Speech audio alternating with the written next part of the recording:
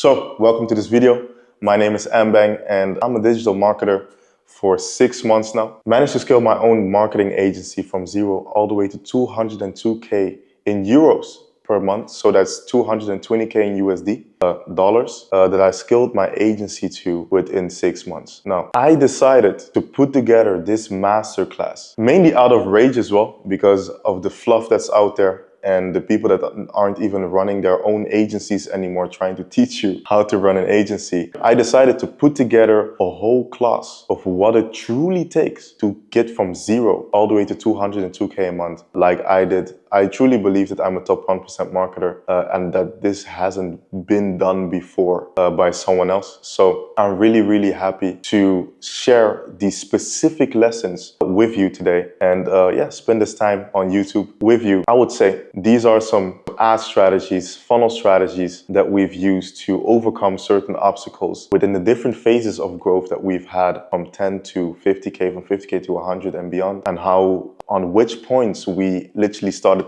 amplifying and really scale aggressively, right? How we structured our team, culture, every single bit and piece of our agency literally is broken down in this masterclass. I really poured everything into it. Sometimes you will see that I can come off a little bit more aggressively, but that's just my passion, right? It's just me really pouring into the people that I'm trying to help and just keeping it 100, right? So sit tight. I would recommend taking some notes, some pen and paper, because the average human retention rate is around 30%. So don't just go mentally through it. Really take notes and implement. Just literally watch, do. Take action immediately, quickly, for your sales team or even yourself if you're still a solopreneur. It will be extremely valuable, and the specific lessons that I will go over is something that you can implement immediately inside of your agency. And really looking forward to it. So with no further ado, let's not waste time and let's dive into it. Start recording and we go again. Cool. Everyone can hear me? The people that couldn't join are here right now. That's good. Okay. Let's do this. Okay, perfect. So Elias just introduced himself as well, right? He joined me while he was doing 70K a month, right? To elaborate on that, and complete beast. He's now the co-founder of Sales Premium, and the goal is to scale this business to $1 million a month.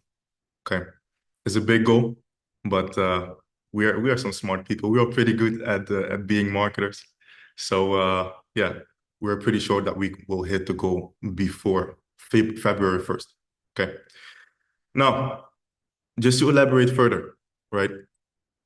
Boom. We have our partners that have generated some amazing results. Okay. We run 2 offers, by the way, one of which is a partnership offer where we help other agency owners, and one offer where we help personal brands.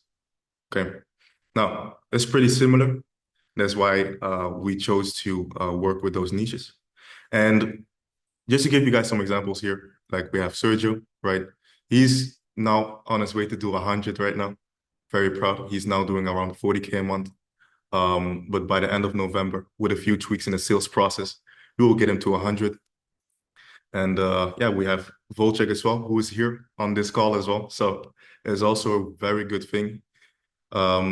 Closing $4 million deals, right? It's crazy.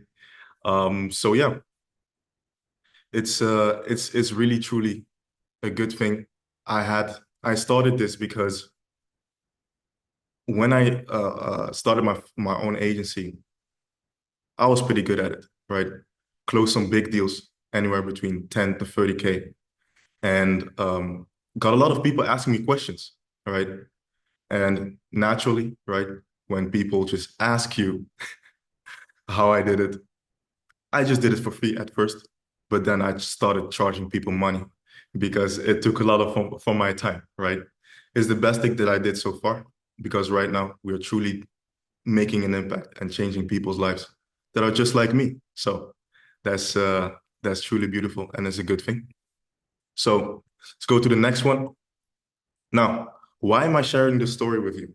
Okay, my own story of the partners, etc. Is to give you guys the behind the scenes and the honest truth. Okay, the honest truth here is that this industry isn't what you think it is. Okay, there are people out here making quick money, right? The gurus here online, and then they sell you a course. And I knew this from the very, very beginning, that the biggest trend out there is selling information, right? And I will be keeping it fully transparent with you guys so that you guys have a new level of awareness of what's really going on here, right? Because I haven't really elaborated on this. A few partners know, but I'll tell you the real sauce of what's happening in this game, okay? So essentially, when you start out as a normal agency, right? Charging retainer-based, the retainer-based model where you charge $700, $1,500 a month. You get good at it, you make some money, and then you start teaching people how to do the same thing as what you did. That's what everyone is doing. Everyone, okay? And that's the harsh truth. All these people that you see, all these gurus like Charlie Morgan, Serge, Joel Kaplan, Iman Gadzhi, all these people are selling the information that they are not doing themselves anymore. Okay? And why is that? Because that's the biggest trend. It's coaching the agencies. Okay? Because there's a large influx of agencies coming in. From who? From all these big guys, right? That convince people to start an agency because they want to escape out of the matrix, sell you the dream of 10K a month. Okay? Why do they do that? It's because it's propaganda. They say the magical 10K a month will set you free, will change your life, right? Will give you the freedom of going anywhere you want, stand everywhere you want, and just, live your life, maybe buy a nice car, nice apartment, and that's it, right? But no, the 10K a month dream it's bullshit, right? Why? Because after taxes, expenses, you're maybe left with 3K in a month. What are you going to do with 3K or 4K? You're only going to be taking care of the 24 square meters that's around you, right? You won't even be able to take care of the people around you, family, right? Brothers and sisters, friends. No one. See? But why do they sell you this dream? Because they know that people have a low self-esteem. And they play on that, right? And if anyone knows me, I'm the opposite of that, right? And the people that are around me, the partners, they know it as well. So 10K a month for everyone in here, just to frame you guys and give you guys the right state of mind, is bullshit. Your goal should be to build a successful business, right? That's doing at least 100K a month, at least 7 figures a year, right? Think bigger. I'm going to elaborate on that because everyone believes in incremental growth, right? Yeah, first I want to make 5K and then maybe 10K and then maybe 20, right? In December. No, fuck that, right? Why are you putting these little milestones and this incremental? Why are you doing that? Because you are afraid of failing, right? Afraid of dreaming bigger and then not achieving it. If your goal is to make 10K, you'll never hit 10K. If your goal is 100K, you will make 10K. If you want to make 100, your goal should be 500K to 1 million.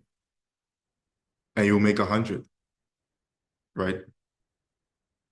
And that's the harsh truth. You have to dream bigger because you have to realize that inner Steve Jobs, like I always say, right? be a CEO.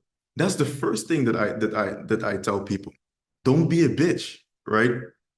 Because people coming to this online stuff have been sold the dream of the 10K and say, yeah, I've been doing outreach for 2 weeks. It doesn't work, right? And at the other hand, the real startups, the real people, the first 5 years of their business, they sleep in their on the fucking floor at the office to make things work, right? So just to give you guys a shift in perspective here, that building a business is not what you think it is. It's truly hard. It's competition, right? Don't forget that. You have to really try to rip people's heads off. Like I'm doing right now. I truly believe that I will be better than Iman Gadzhi and all these people. I truly believe that, to be very honest with you guys, right? I don't know where that came from. But this should give you guys an honest perspective. And you guys should think the same, be the same, have more self-esteem, because that's number one. Okay. So just to give you guys a perspective of the realm of reality, make sure that you do what they're doing instead of doing what they teach you to do. Never fall for that trap.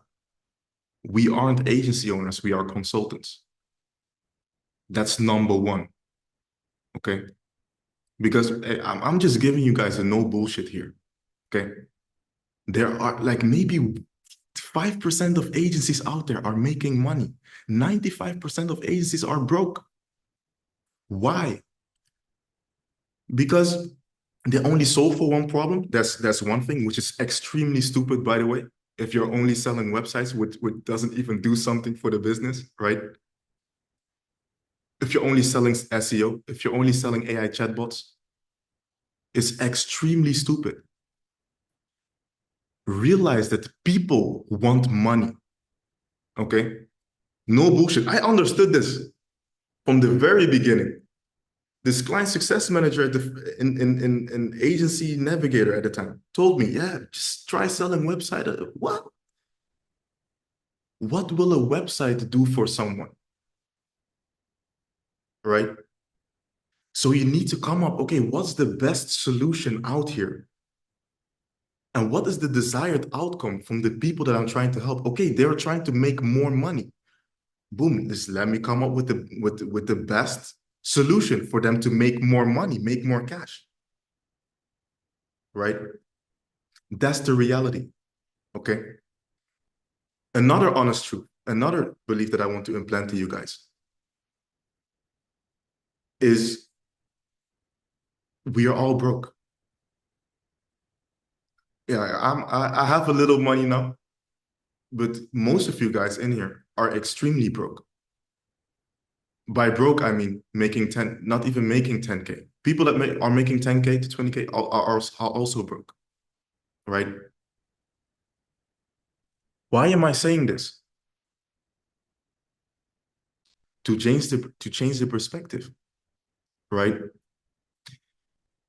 Most of you guys right now here, 99%, I can tell you, book a flight right now with me to the Maldives, spend there a week with me, go shopping and come back.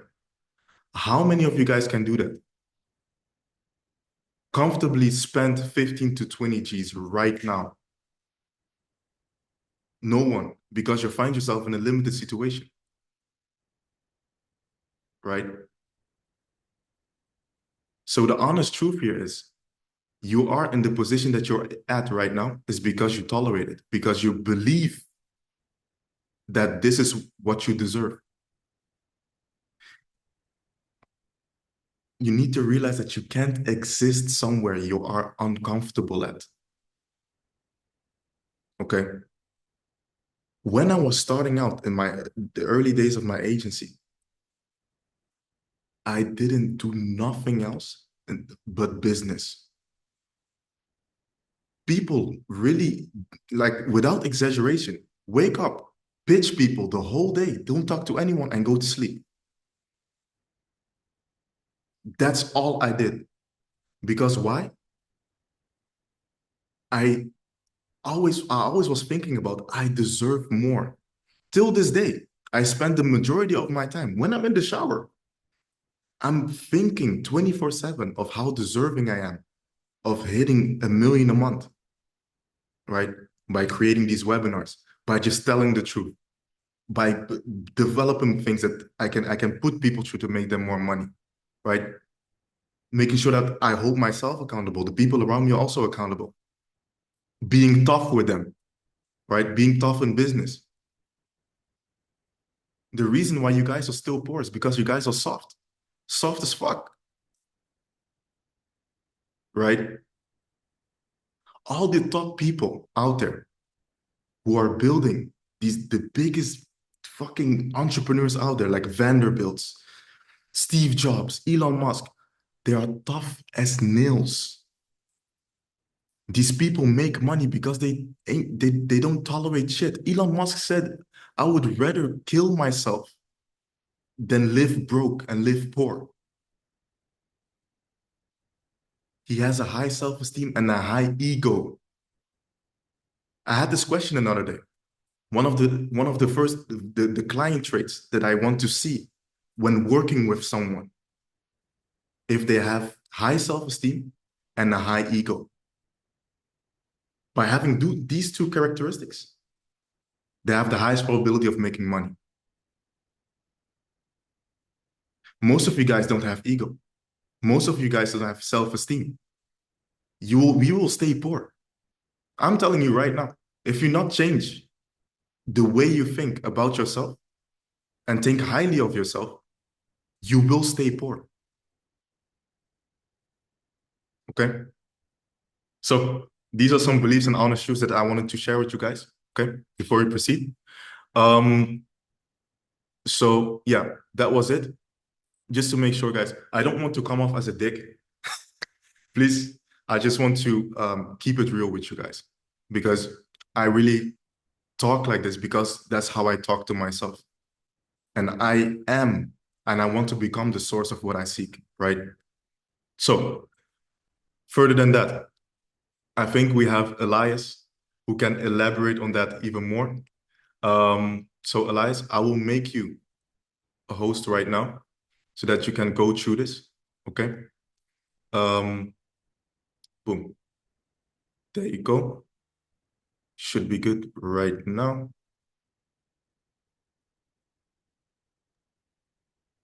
Okay, there we go. What is up? Okay, awesome. So this is really, really important. Okay, what we explained so far, or what Daniel went over, is how you really have to see the market and the industry that you and ourselves as well operate in. Okay, and what you can see here, this content hexagon, is not something that anybody else has ever talked about before, because although some of these topics you may have heard before, this is what we came up with ourselves. So there is nobody else having these insights or talking about these insights, except the people that get all the views and make all the money. You and I both know that the people that get the most amount of attention most times make the most amount of money, at least in this industry, right? And so the people using this obviously don't talk about it because it's very, very powerful and can change the way people think about them, and therefore how much they are willing to spend on their products, how high the conversion rate is, how many people buy, etc., etc. So to get into this is something you have to integrate yourself, okay? If you want to go viral with content of any sort, it all comes down to this content hexagon. It's the 6 different pillars in this case that make up huge amounts of attention, okay? The first part of this is that you have to have consistent appearance. What do I mean by that? So consistent appearance means that in the way you speak, in the way you tell stories, in what you talk about, the words you use, what you look like, how you conduct yourself, the way you're dressed, the way you're sitting on your chair, all of these things are consistent. They stay the same way all the time, every single day, every single hour, every single time you have any interaction with any other human being. Why is that so important? because it makes people know you. It makes people remember you. How often have you, for example, seen somebody in person, right, once, and you talk to them for like 10 minutes, and then you remember them for the next 5 years? Very rarely that happens. Usually it happens when something weird happens or they say something crazy, something like that, right? We all have that. But the people that aren't necessarily crazy, you don't remember them. And that's because you don't see them enough. Now imagine the same situation, but it's online. You don't see people in person. And again, in person, the energy transfers way better. So in person, you feel the vibe of the other person more. So the capacity that you have to remember that person should be even higher in person. So when you see somebody online and you watch a YouTube video, for example, or you watch any type of content of theirs, you don't remember them. And the other way around, if you post content and people watch it, they will not remember you unless you have that consistent appearance. And that's extremely important. Okay. I cannot say how important this is. And every single person that you see online that attracts a large amount of attention and therefore usually makes a large amount of money as well, all of these people have it. Okay. These people have a certain style in the way they dress. They have certain characteristics that you always remember because it's what you associate with them.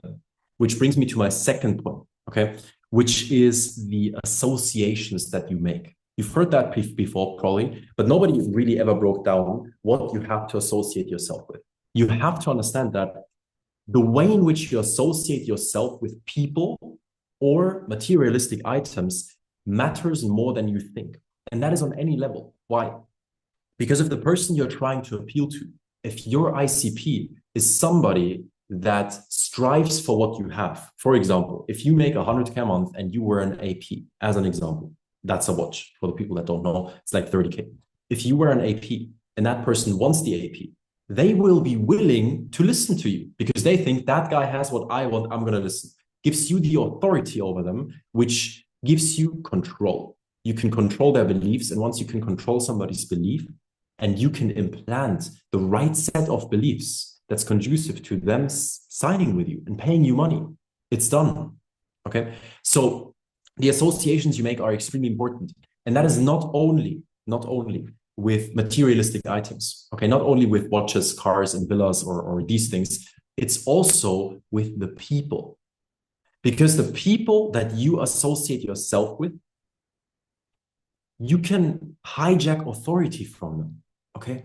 If you are around a person that has authority in your industry, what's going to happen is you will hijack authority from that person automatically, okay? The next part of this, point number 3, is obviously the lifestyle component of it. So if you showcase a certain lifestyle that is something that your ideal prospect wants to have or achieve, then that's obviously going to have a very big impact on them. But that really depends on your ICP. Point number 4, show your numbers. Nobody ever buys because of emotion. And this might sound a bit weird because probably you've heard many times before, people buy because of emotion. You have to steer people's emotions a certain way to be able to convert them. Partly that's true. People move because of emotions, and depending on how logical and rational they actually are, depending on that, they more or less listen to their emotions. But the decision to buy a product that's multi-thousands or in the 5 figures or maybe even 6 or 7 figures is logical. And it's not logical to the point where they logically understand all parts and that's why they move forward. It's only because they see data. It's not even about interpreting the data. It's just that they see it and then they think it's true and then they move forward. Because guess what? There's many scammers out there, many people trying to make money in ways that aren't really good for people, you could say. Just people scamming, people not providing results, not providing products. You have that stuff out there. So the thing is this, if you show numbers, you automatically earn more trust. No matter what the number is, even if you say, yeah, I made 2K last month, I can guarantee you're going to sign more clients. This depends on your niche, okay? If you speak to realtor Bob, he's not necessarily going to be impressed at the money you make, but he is going to be impressed about what? The money you make your clients. Because that is what truly matters. Nobody cares about the results that you have. The people care partly, they care a bit, but the people care mostly about the results that you have for your clients. That's what it's about. If you can show those numbers and that data, it validates what you say. And once you get that validation, you again have authority, and that authority helps you convert them. Next one, point number 5, uniqueness. You have to be unique. And that's probably one of the hardest points in this whole list to get right. Okay. And I'm saying this because we even try to figure that out still. Okay. How can you find your uniqueness? Well, obviously you have to do your work a lot every single day. You have to be consistent. But the problem is this: there is no system for finding your uniqueness. But if you're specifically funny or specifically logical or specifically this or that, it can help you and benefit you so massively you couldn't even understand. The things I'm saying right now, I can guarantee you, you think, yeah, probably important. No, I can guarantee you, if you nail these 6 points, there is no way in which you're not going to get millions and millions and millions of views. We had a particular client who, when he joined us, was at around 50K, right? Just a small number, just at the start. And he wanted to scale. And he came in, he had a bit of ads in place. But what we did is we came in and we created an organic content structure for that specific particular client. And what happened was, because we replicated the ad strategy that was already profitable for him in his content, right? Because we did that, he scaled to $500,000 cash a month in 6 months. Half a year, he 10x'd his revenue. Went from 600K a year to 6 million a year. 6 months. What did we do? Exactly this. I hope I'm emphasizing enough on how important this is, because I know some of these things can sound boring, but I can guarantee you this is the only thing you need. And if you miss this, well, you won't get attention. The last part to this, the story aspect of things, okay? Storytelling is the most important skill that you can ever learn in marketing and sales. If you are a skilled storyteller and you're able to connect what people know through story to what you want them to believe, it's game over. Storytelling is the number one thing that converts people and that makes people bought into you and your persona, who you are as a person. Okay.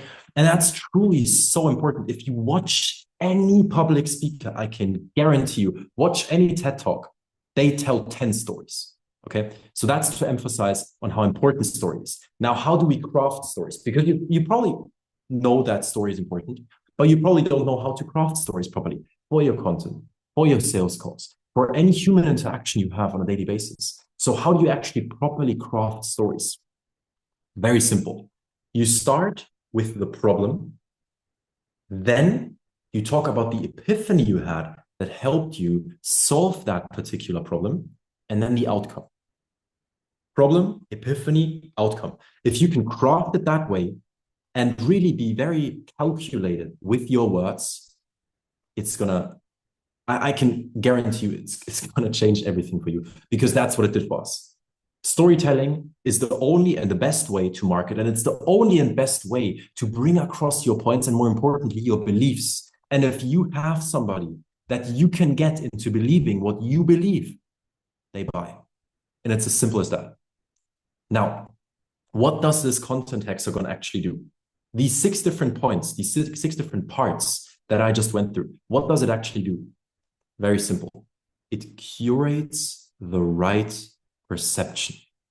The perception that people have of you is the number one factor and the number one thing that is going to dictate how they think about you, how they interact with you, whether they buy or not, whether they give you their time or not. It's just going to dictate everything around your whole sales process, and even after that in the client relationship. So the perception that people have of you is the most important thing in business.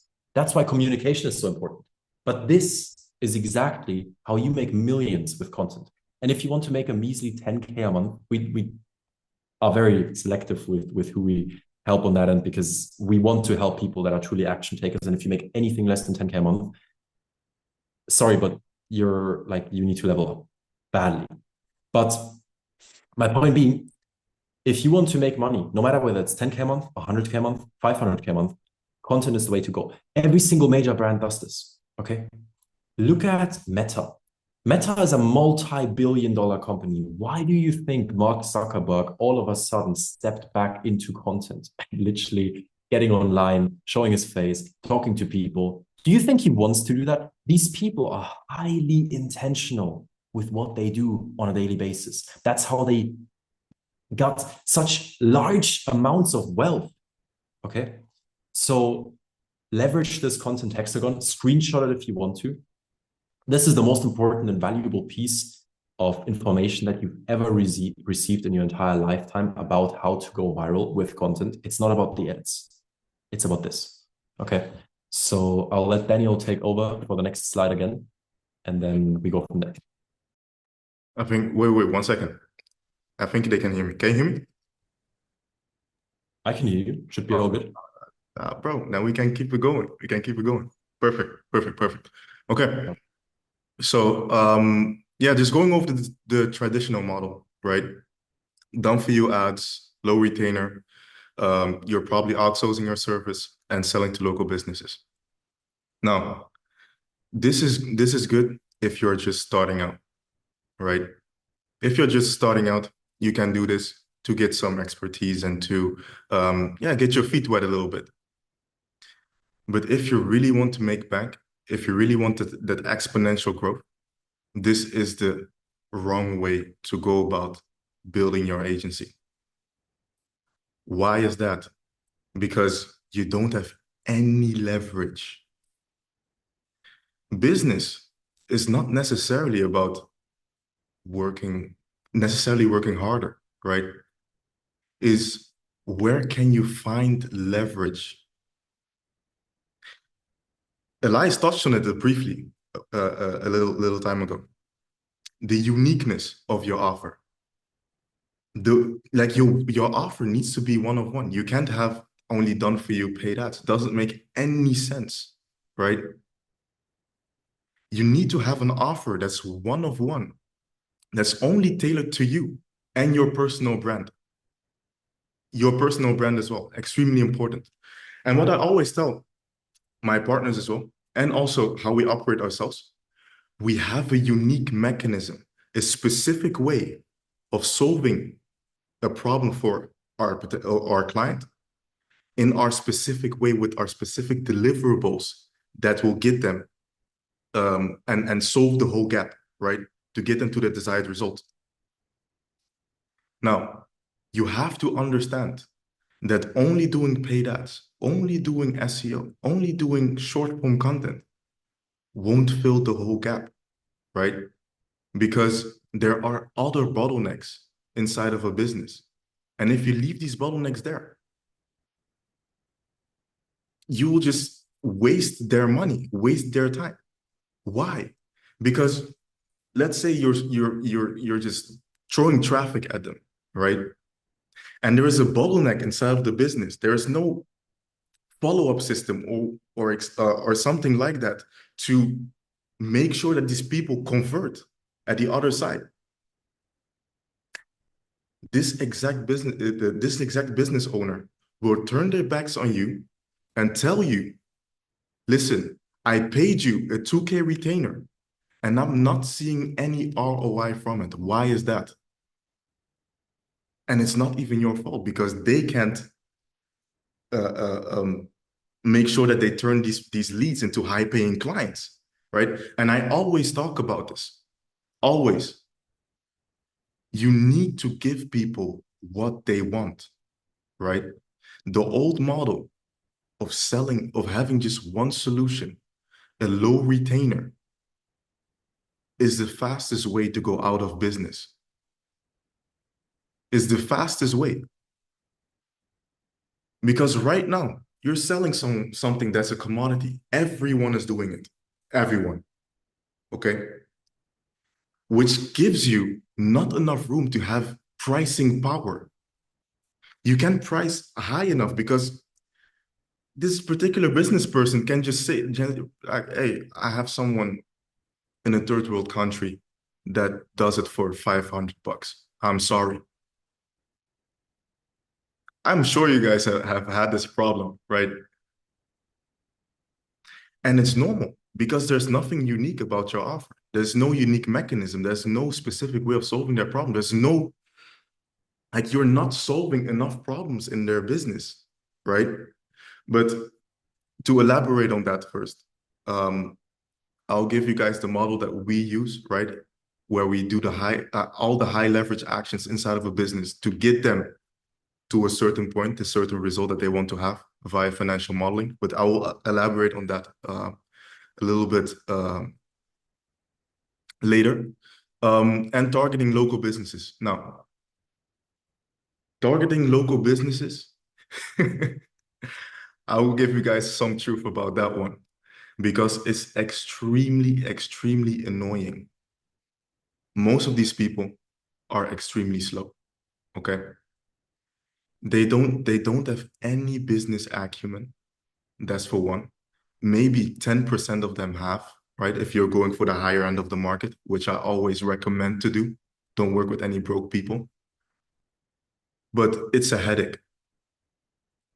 I would recommend that you always go for online businesses. And if you say, yeah, it's harder, and no.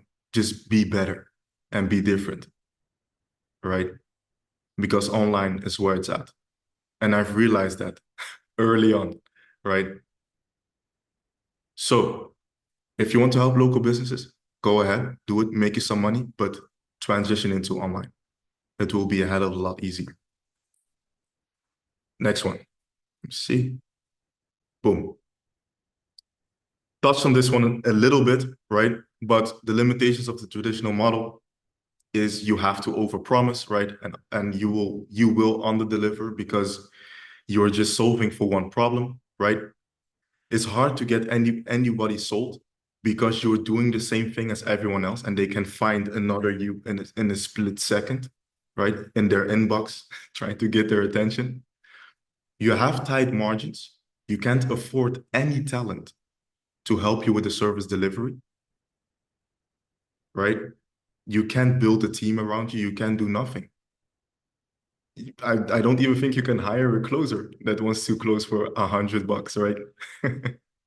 So just to elaborate on that, and you will be a slave. You will be slaving away at your job. And I had this challenge when I was scaling to the first 10K a month because I was literally, let me tell you guys the story. I was literally on a Zoom call with 14 VAs just like this, training them and placing them into other agencies. And then these agencies came back, yeah, can you review this? The outreach doesn't work. And I was everywhere. Like, and I had to sell, it was a nightmare, right? I still did it though, because I was uncomfortable with the situation that I was in. But this was impossible for me to scale to 50K in the time frame that I wanted to, right? But we'll elaborate on that later. And of course, we have the alternative models. Let me give you guys a truth bomb here, right? Build and release, growth operating, IPGA, self-sustaining funnel. I'm sure a lot of you guys have heard of these models. This is all the same. It's all the exact same thing. Everyone is literally growing what? Is growing a business. By doing what? Doing their ads and doing their and optimizing their sales process. That's it. Why are they giving these solutions a different name and a different unique mechanism? Because it's marketing, right? That's how marketing works. To give you guys a little gem on this one as well. It's one thing to be a good marketer, and it's another thing to be a good business owner. being a great business owner is always best to have a better product. Better product, right? Being better, being better, being better. But when it comes to marketing, novelty and uniqueness is everything, right? That's why I came up with AI ecosystems. To let you guys on a secret, right? AI ecosystem is the exact same thing as all these things. I came into a business, I did all the high revenue driven actions needed inside of a business, alleviate all the bottlenecks, right? That came up that would make them the most money.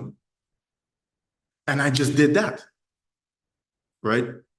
But I caught their interest. Why? Because I understood this game. I saw people come build and release, grow up, IPG, but we're all doing the same thing. Like they're all trying to literally get you into buying in their model, right? Because they know that most people have low self-esteem. Why is that? Because people think, okay, maybe this is the new thing that will work for me. No, it's bullshit. It's all the same thing at the end of the day, right? So I was like, okay, if these guys are playing this game, let me just leverage this trend of AI, right? Because I wrote this trend very, very well, right? And let me just play the same game. Boom, got my unique mechanism, AI ecosystems. Okay, I had some AI tools that I was leveraging, but most of the parts, I didn't even implement any AI systems. To be very honest, I came into businesses, I changed their pricing, I fired some staff members, some team members. I made sure that I did some actions that had nothing to do with AI, making their email marketing more personalized, optimizing their follow-up process, sales process.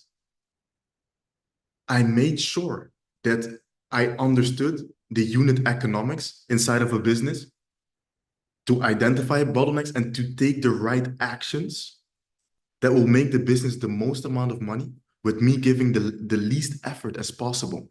Leverage, again. So you need to understand that you need to have enough business acumen to be able to implement the right actions inside of a business that will have the highest effect of scaling them, right? And that's where the money is, okay? We are judged by the amount of money that we can make inside of a business. We are in the business of making other people more money. So understand that, right? We will elaborate more on that. Like we won't go into detail, otherwise we will be here till tomorrow, right? But we will give you guys everything in broad lines so that you can take actionable steps. I will give you guys also some examples as well of some high leverage actions that I took myself inside of businesses so that you guys have a handful of strategies that you can pick from and execute on, right? Not only for yourself, but also for the people that you help make more money, right? Okay, next one. Who here has experienced these challenges with the old model? Now, I know that people can't really chat right now, so they can? They can? Oh, Yes, that's they can. tough. I enabled. All good. Oh, that's okay. Okay. I see. Hold check. Okay. Oh, this feels a lot better, man. I don't feel lonely anymore. That's good. That's good. That's good. That's good. That's what's up. That's what's up. Yeah. Yeah. We should only be selling ROI offers, not convenience. Yeah. Yeah. Asher. We are all here. We all want the same thing, right? We all want the same thing. We all want to make more money, right? So make sure that you do the things that will make you the most money in the shortest period of time. It only makes sense, right? I know people want to trade places with me. They would love to, right? But I was smart enough to understand, oh, wait, 1 second, man. This guy just wants more money so he can take his family out on a vacation. So let me come up with the best strategy that I can implement for him to make him the most money in the shortest period of time, right? And that's what I'm here to share with you guys. Okay, next one. Wait, let me see. Slide. Oh, there you go, right? So how did I come up with this new model? Truth is, I didn't come up with shit, right? I just studied what the people did with the most money in the space that we're in, okay? And that's McKinsey and Company. They're doing 16 billion in annual recurring revenue as consultants, right? Businesses come to them. They ask for like when they have a bottleneck inside of the business, they come to McKinsey and Company. And what was it again, Elias? How much money do they ask for just a Zoom call or something? So it really depends. Sometimes they implement teams into people's businesses, just like a small team, 2, 3 people to solve one specific problem for around 50,000, around that. And they have consultants that charge like 5 to 10K an hour. So Exactly. And I was like, how the fuck, right? Because as marketing agencies, okay, us, we are trying to do the same thing. We are trying to grow businesses, right? That's why they pay us money to get a return on their investment, okay? But you need to realize that the biggest consulting firm on the planet right now has a model that's called problem solving. They come into the business, identify the bottleneck, attack it aggressively, they solve it, the business get throughput and exponential growth. That's it, right? So once I realized that, I was like, okay, so I need to be able to have one, the skill, two, the knowledge, right? And the understanding of how businesses operate, okay? To be able to identify this bottleneck and take the right actions to scale them. What kind of talent do I need, right? What kind of pricing do they need? How can I learn financial modeling, right? To make projections, to calculate the potential growth. We'll go into that as well, right? So this is all business acumen. And I'm sure that most of the people here never heard of financial modeling ever, right? But we will go into that. So next one. So we talked about the problem solving, right? And just to share some statistics with you guys, is you have the old agency model and you have the problem solving model, right? So the average sales cycle for the agency model is 6 weeks, and this is when you have a good sales process and some superstar closers, right? The average cash upfront is 1.5K, extremely low. That's not even the insurance on my car, right? The average retention is 3 months because you can't even get your clients results because you're solving one problem inside of their business and leaving all the bottlenecks in there because you don't even know what kind of actions you need to take inside of that business, right? The average time to 10K a month, 95% never get there, even 10K a month. And to elaborate on that, if you're not making 10K a month, like that's a mental issue, right? I call people that are under 10K a month retarded because you're moving away from things that make you money, right? You can't like convince yourself to do the work and not be a loser. But right, and on average, 5% take 24 months on average, which is extremely slow, right? Because you're selling like for $700, $1,000, right? And it's extremely hard. Now, with the problem solving one, if you communicate it in the right way, the average sales cycle is 1.5 weeks. That's what we've seen. Okay. 1.5 weeks. When you implement the right strategies and you can elaborate on what a bad agency looks like and what a good agency looks like. Because most of these people can't even tell you the difference. And I'm telling you guys, don't like people just say like, yeah, I've worked with you guys before. No. You have to make sure that you know how to elaborate what a good agency is and a bad agency, right? And if you do a good enough job on communicating that, it will be 1.5 weeks. Okay. The average cash up front. Now, when you operate under the model of problem solving, like McKinsey and Company, what happens? Okay. You can do projections, right? You can calculate what the business could be making in 6 to 12 months from now by doing something that's called financial modeling. Reverse engineering, right? Going from front to back, from how many clients this particular client can take on, right? If they don't have an operational bottleneck at full capacity, and then financial model back the numbers to make sure to know what kind of how much ad spend they need, right? And what their pricing should look like. Okay. By doing these exact calculations, what I will be elaborating further on later down the line, you have the pricing power to tell them, okay, we made the calculations. This is the projection that we can make within 6 to 12 months. We will be able to add 200K or $250,000 in annual recurring revenue. Okay. Are you willing to pay me 12K?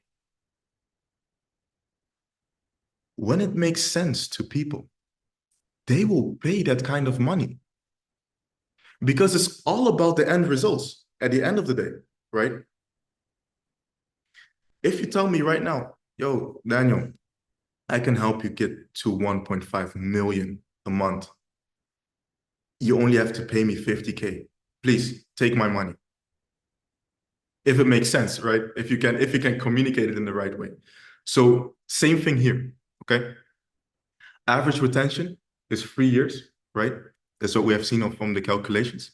And the average time to 10K a month is 4 weeks on average. Why? Because it's literally one deal. Easy. Okay.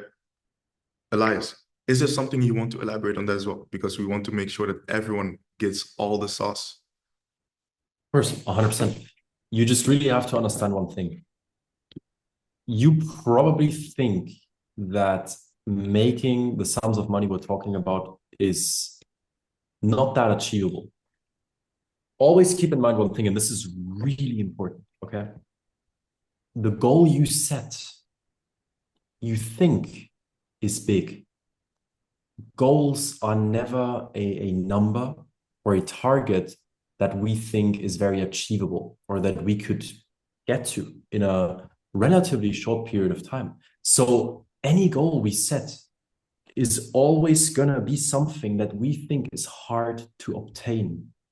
What do you think happens when you think about something you want to have as hard to obtain? You don't get it. You've heard this before. Anything you put on a pedestal, you never get. The numbers we're talking about are small numbers. 10K a month is nothing. 20K a month is nothing. If you make anything below 100, you're broke. You can buy anything. 100K per month is where you can actually start to spend money on cars or houses or anything else. Truly think about this. If you make 100K and you live in a first world country, if it's not Dubai or anything else, if you get taxed and then you have expenses and you have a business to run, etc., you don't make that much. Now, obviously, I'm not saying if you make 40, 50, 60K a month, that's not a lot of money compared to an average job, but compared to a real solid business that delivers great results to their clients and drives revenue and has a growth mindset, you can't compare it at all. Still a small business. If you make $1 million a year, you're a small business, okay? If you're anything below 10K, as Daniel said, I'm not saying there's something wrong with you, but bro, it's like if you're just consistent with your work and you can kind of sell people, it's done. You're already at 10K. So really think about what you're doing wrong if you're making below 10K. Every single person in our group, every single one of our partners makes between 10 to 100K a month. Okay. We don't let anybody else in because we're extremely selective with the energy and the people we surround ourselves with. Why do you think we make the money we make? Simply because of that. That's it. Okay, cool ski. So the question is, do you guys see the differences, right? Comment if that makes sense, right? The things that I just pointed out with the problem solving, right? Doing the right actions inside of a business compared to the old model. Okay, eye-opening. Yeah, I hope it's eye-opening, right? Because it's really no bullshit, right? It's no bullshit. Yep.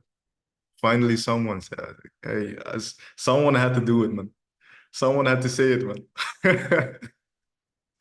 Feels even illegal to tell this stuff. Makes sense, makes sense. Inspiring. Let's go, let's go, let's go. Love it, love it, love it. Okay. On to the next one. Now, bottleneck identification. Okay. This is one of the basic lessons that we go over with the partners, right? Just to make sure that you understand how to identify a problem in the first place in the business.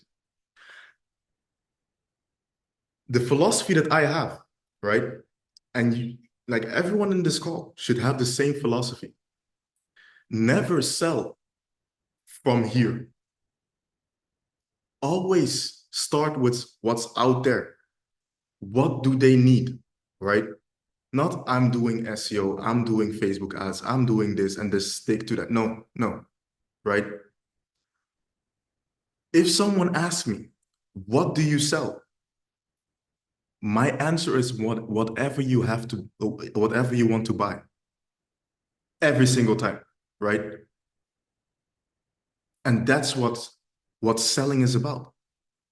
It's about providing value, uncovering the value, right? And making sure that people are happy, exchanging the money that's in their pocket for the value that you have to provide. Now, to get into the bottleneck identification, I took just a quick little example from one of the clients that we had that had a 5% click-through rate, 50% opt-in rate, 60% of the calls scheduled, had a 40% short rate, right? Which is extremely bad because the average short rate that we have with our systems is around 75 to 85%, right? And a 33% close rate, which is all right, okay? Now we know, right? With the data that we have previously from other clients and from ourselves, we know that a 40% short rate is shit. So what am I going to do?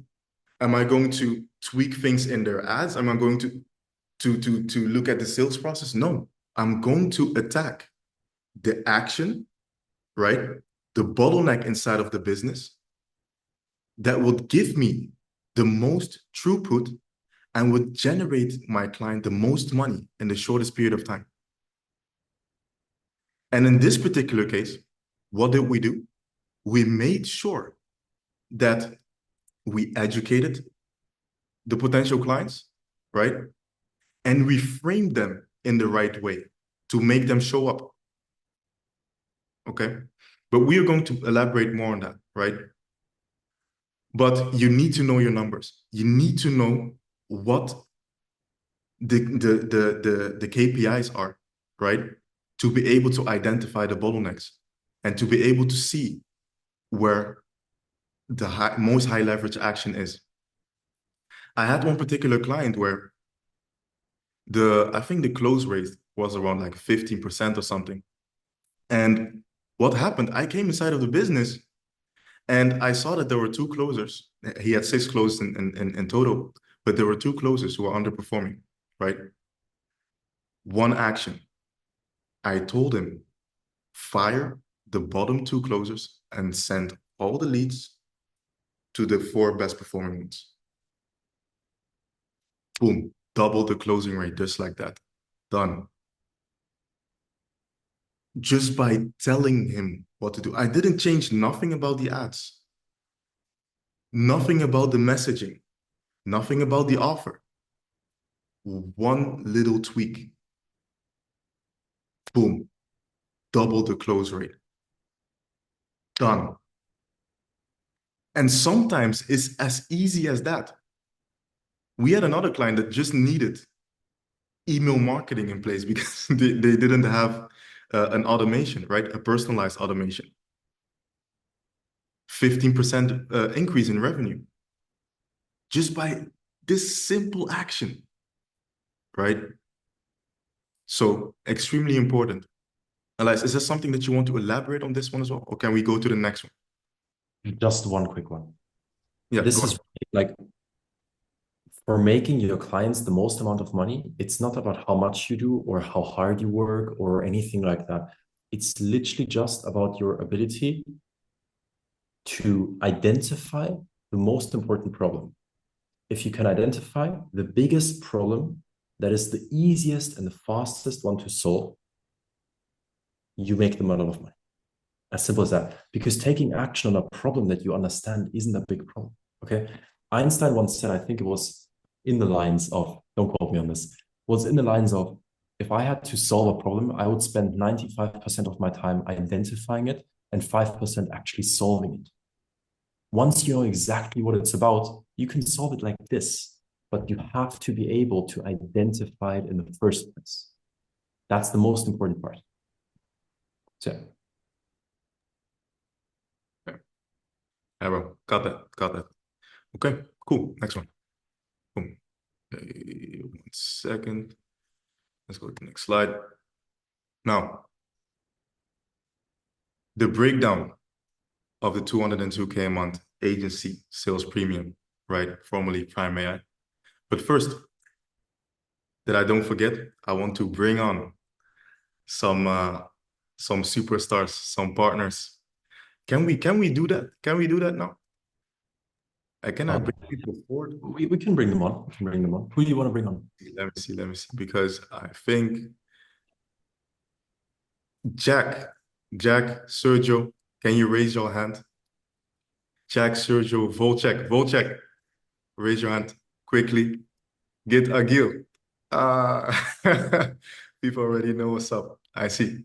I just want to have some people that outside of us that have experienced some good growth.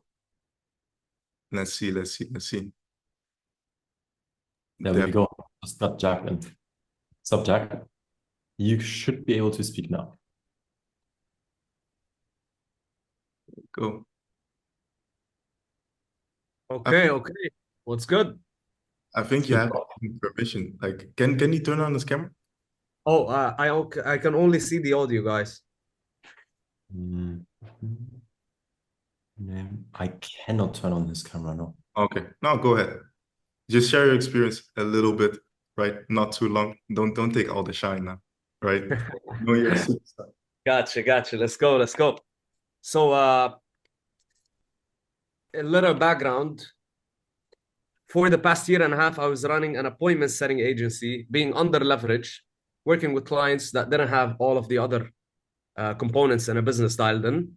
And we were getting them booked appointments, but they were unable to capitalize and make money because they didn't have everything else dialed in. And I've told Daniel this when I joined. When I knew I wanted to join, I took a loan from someone close to me to be able to join in. And this was the biggest investment that I did in my entire career.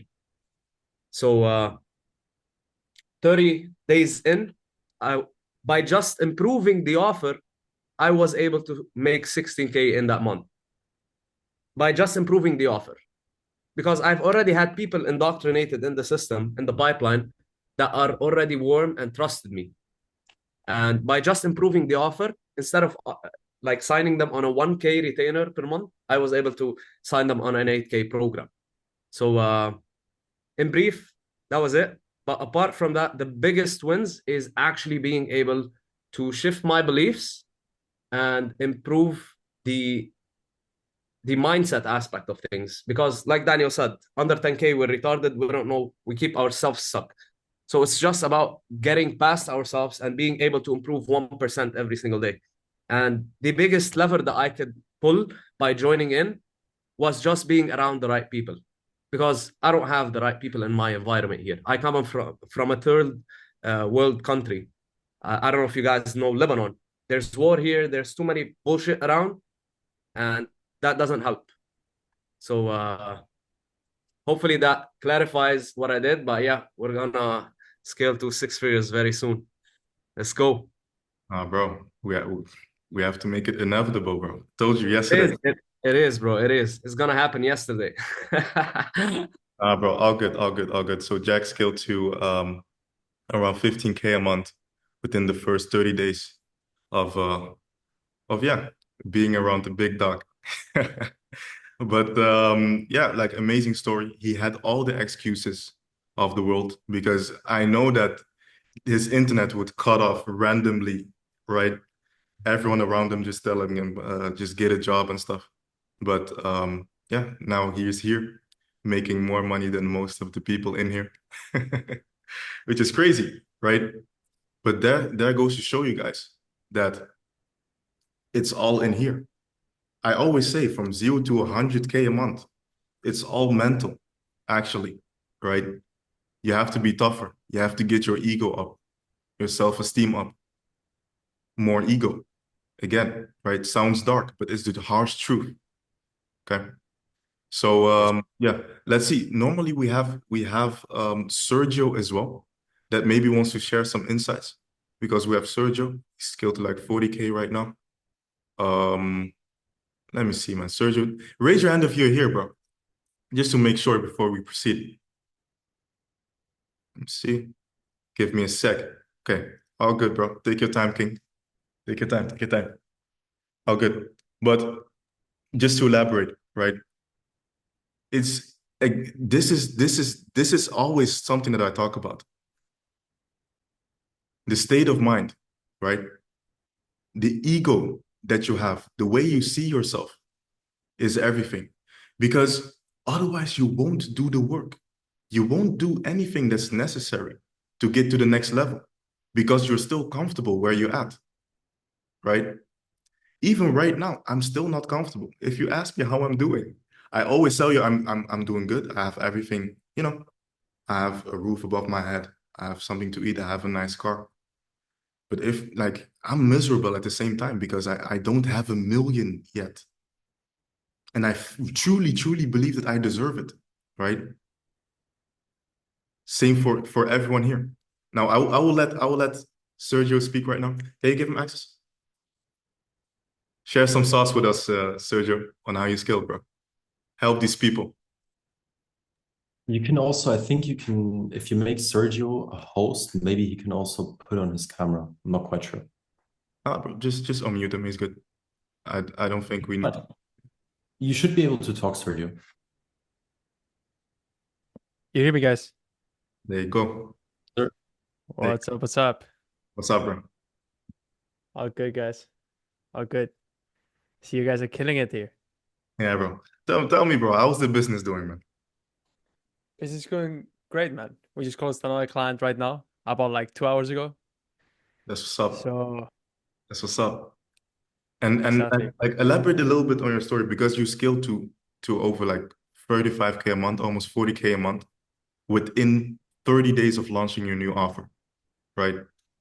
Yeah, correct. So basically, I was running another agency beforehand, and I was working a 9 to 5, like a lot of people most likely on this call. And basically, everyone was telling me, don't leave your 9 to 5 because you need to have some safety and this and that. And I was like crazy. And I just launched a new offer and I was like, okay, I'm leaving the job with a total new offer. I was like, okay, I'm gonna scale this fast. And like Daniel always says, he likes to scale fast. There's no point of scaling like slow, because if not, you're never gonna scale. So with that being said, I just quit my job, didn't have any safety, went full in, launched an offer, and within 30 days, I went from 0 to a 40K a month. So, What niche are you in? Can you share that? so that's one of the hardest niches I can tell you guys to I be in. know, all And good, all that's good, all good, all good. You don't want and to, the, you and don't want that's to that. create the competition. No, I like competition. That shows how the company is better than everyone else. So I see. at the end of the day, but I'm in solar, so you guys know. But another thing, you guys, most likely a lot of people is gonna try solar after this call. But solar, you have to have the balls to go into solar. That's the only thing I'm gonna say. Yeah, I see. Is there any like specific sauce that you want to share with someone who's, was maybe in the position that you was in, yeah, 30 days ago? Yeah, I have two things that changed the game for me, mainly.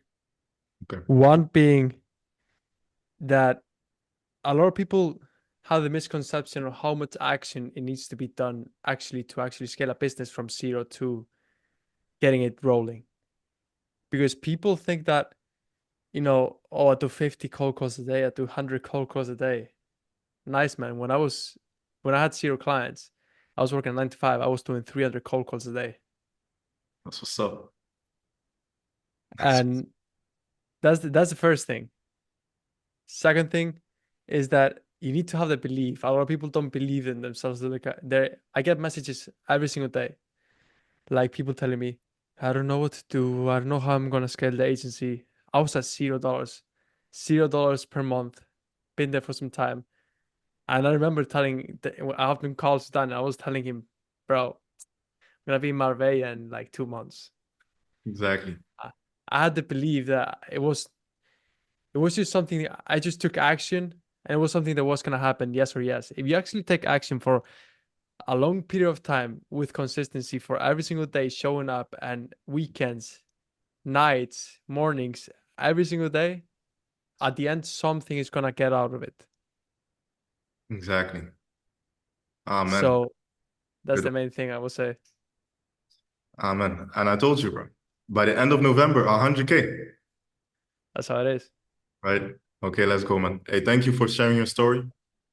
And bro, we will have a call as well after this one. So some new sauce coming.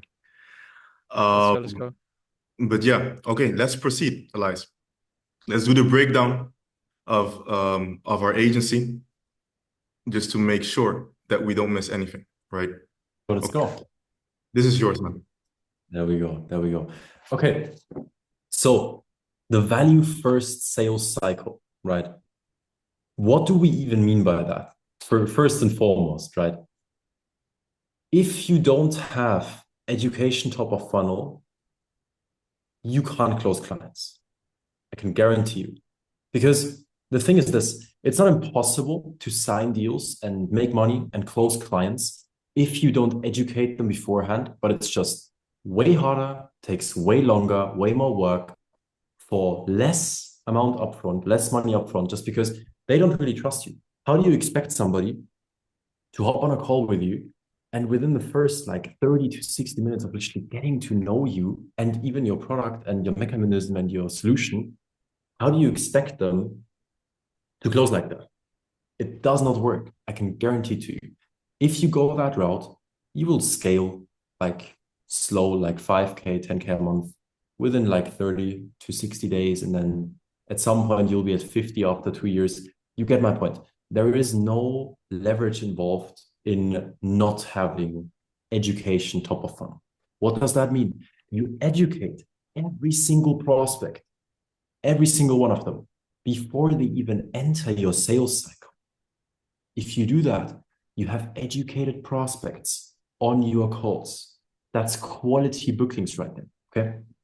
And when you have quality bookings, not only are you going to have a way higher show rate because people actually know what it's about, right? They know, okay, I have this problem and Daniel has this solution for me, right? They know what it's about. So they show way more likely. Not only that, but the qualification rate is just way higher because if they are educated on the proper solution that you have to their specific problem, what's going to happen is you will have 70, 80, 90% qualification rate. And to be clear, what qualification rate means is the amount of people that come onto your call, right, that have money and are educated on the specific solution that you have for their problem. So they already know they need what you have and they understand what it is and how it works ideally, and they have the money to invest into a solution. Okay.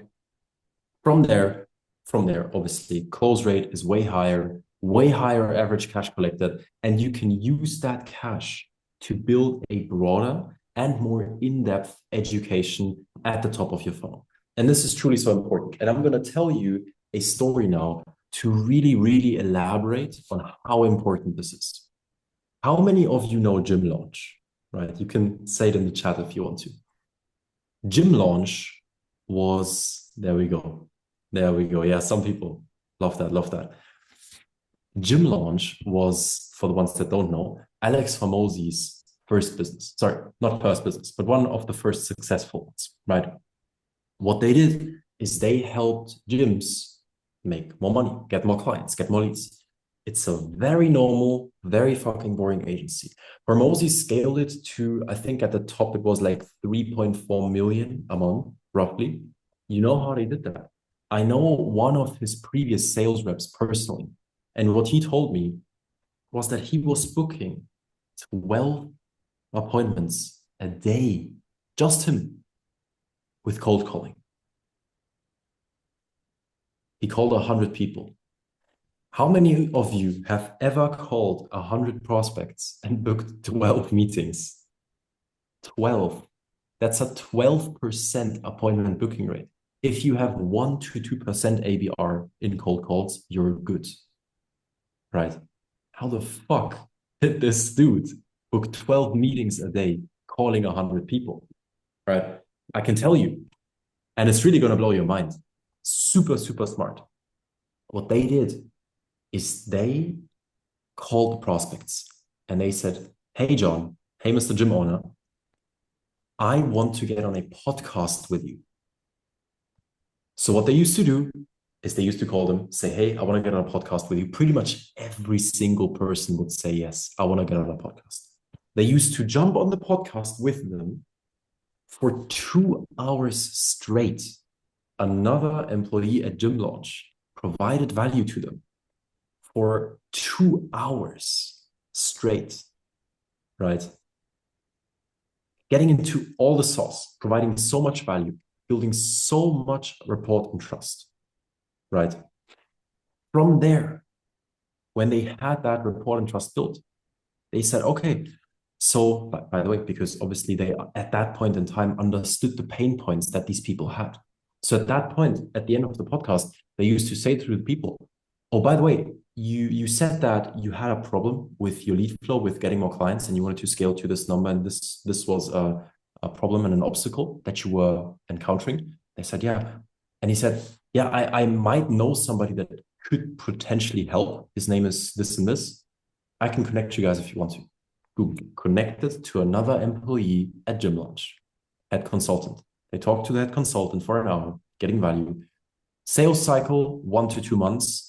Offer $40,000 upfront. They converted at 60, 70, 80% rates with qualified prospects, right? They had months where they converted every single qualified prospect they spoke to. $40,000. How many of you in here have ever charged $40,000 upfront? Besides us. Why did that work? Because they educated them so much before even pitching that it was inevitable for them not to sign. Simple as that. Okay. Value first. You need to have education at the top of your funnel. You need to have it. So that's that. Do you want to share any other insights on that end, Danny? Just a quick question, right? Who here has bought from a non-creator online?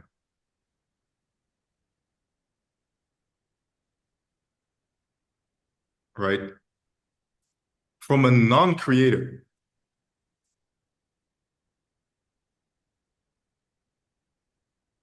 Okay. There are a few people, but the point I'm trying to make, right? People buy from people they got value from. People buy from people they know, like, and trust.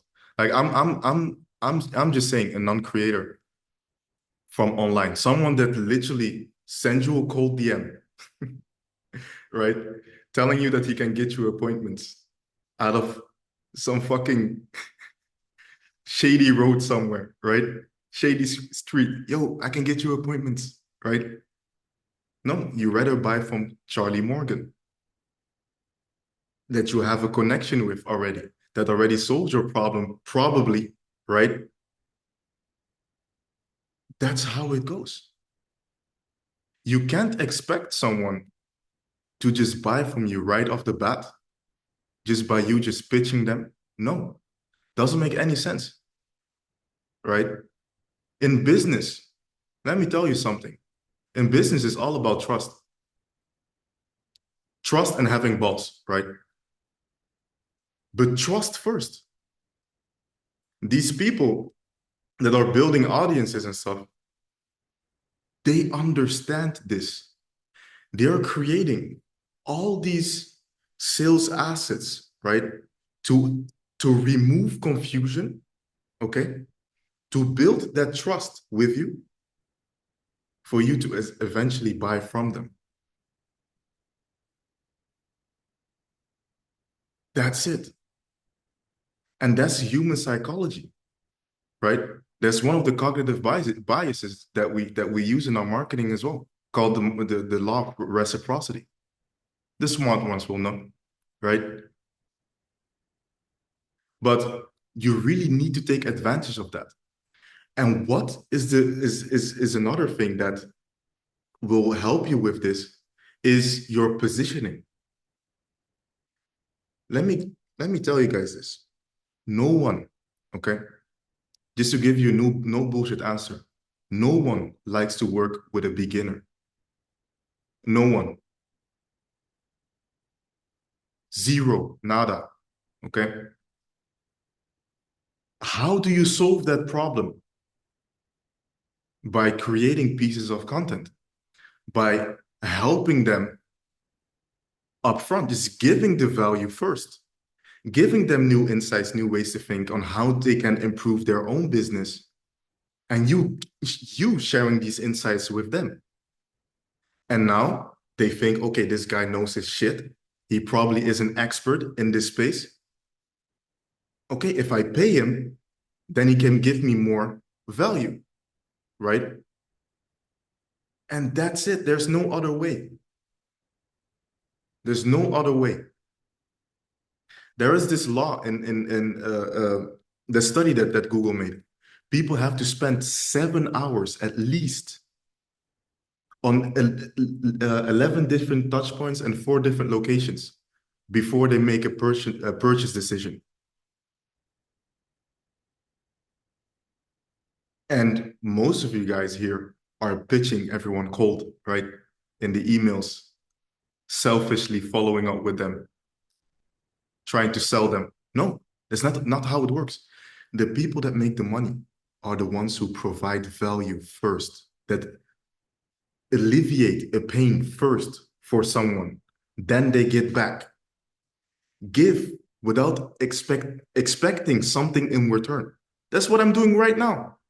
I don't expect something in return. The right people will be willing to be around me, right?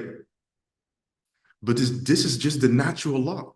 Look at Alex Hormozy, like, oh, they keep preaching that. Why? And they keep creating content. Billionaires are creating content. See, you have to do what they do to have what they have. If you leave this masterclass and you don't optimize your social presence. You don't set up your YouTube channel to start. Ah, man, like I truly don't believe you want to make money, because there's no way that you will make a lot of money with a cold audience. Build the leverage. Become an industry leader. You should aim for that, because business is competition again, right? So really internalize this, okay? This should be in your psyche. If you're a shy business owner, you will stay poor forever, okay? Just to give you guys some no bullshit here. Okay, we're back. So just to give you a little breather, just breathe a little bit, because if you made it this far, congratulations to you, because the average human has a retention rate of a goldfish. But yeah, I hope you're taking notes as well. Extremely important. I hope you're watching and doing as well, and actually executing on what we went over as of right now. We should be like an hour in, so there's still a lot to learn. There's still a lot to go through. So yeah, really take this information in, and I would say, without further ado, let's continue. Okay, next one. Now, Elias, this one is for you. You can elaborate on this one.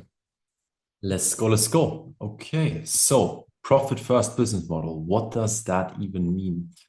Let me tell you a story. So we had this particular client, and he came into our business, and he was doing around 12K a month, roughly that, right? He came in, and when I had a chat with him, he told us, yeah, so I want to make 50K a month revenue. And I said, cool. How much money do you make from that? He said, yeah, I don't know. Depends on how much I spend for the clients to get them results. That is the worst approach you could ever have. We changed that one belief, and like this, he doubled his revenue within 30 days. Why am I telling you this? This is how most people calculate the amount of expenses and taxes that they can actually take on, which doesn't make much sense, because if you think about it, every single one of you run and you want to run and scale a business because you want to make money, right? Simple as that. Low taxes here. Yeah. For some, you have low taxes, right? But bro, you build a business because you want to make money. Money isn't revenue. Money is profit. Okay. And so if money is profit, you shouldn't calculate how much you want to make or what the goal and the target is by your revenue. You should base it on the profit. So if you charge just, let's say 15K, right, for your service, you shouldn't be thinking, okay, I'll just get the client, charge the 15K, and then I'll spend as much as I need to get the client great results.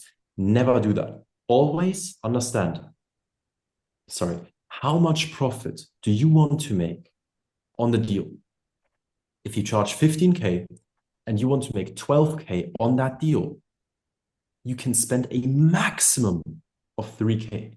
If you spend anything more, you don't hit your goals. Put profit first. The way you calculate your profit is revenue minus expenses minus taxes, and that equals your profit. You are in business to make profit. Your business is there to make you money. So please calculate it like that. Understand how much profit you want to make. From there, calculate, okay, how much revenue do I need to make with which amount of expenses? And then taxes, obviously, that's different from country to country. Maybe a couple of you are a bit luckier than Daniel and myself so far, but we might be moving soon, so who knows? But this is really important. Calculate your profit, put profit first, and that's how you should run your business. One thing to add though, don't charge in accordance to how much money you want to make. Don't confuse the two. Profit first means understand what expenses you want to take on maximum to deliver. Because you can deliver great results, even though your expenses might be very low. Doesn't have to do anything with one another, okay?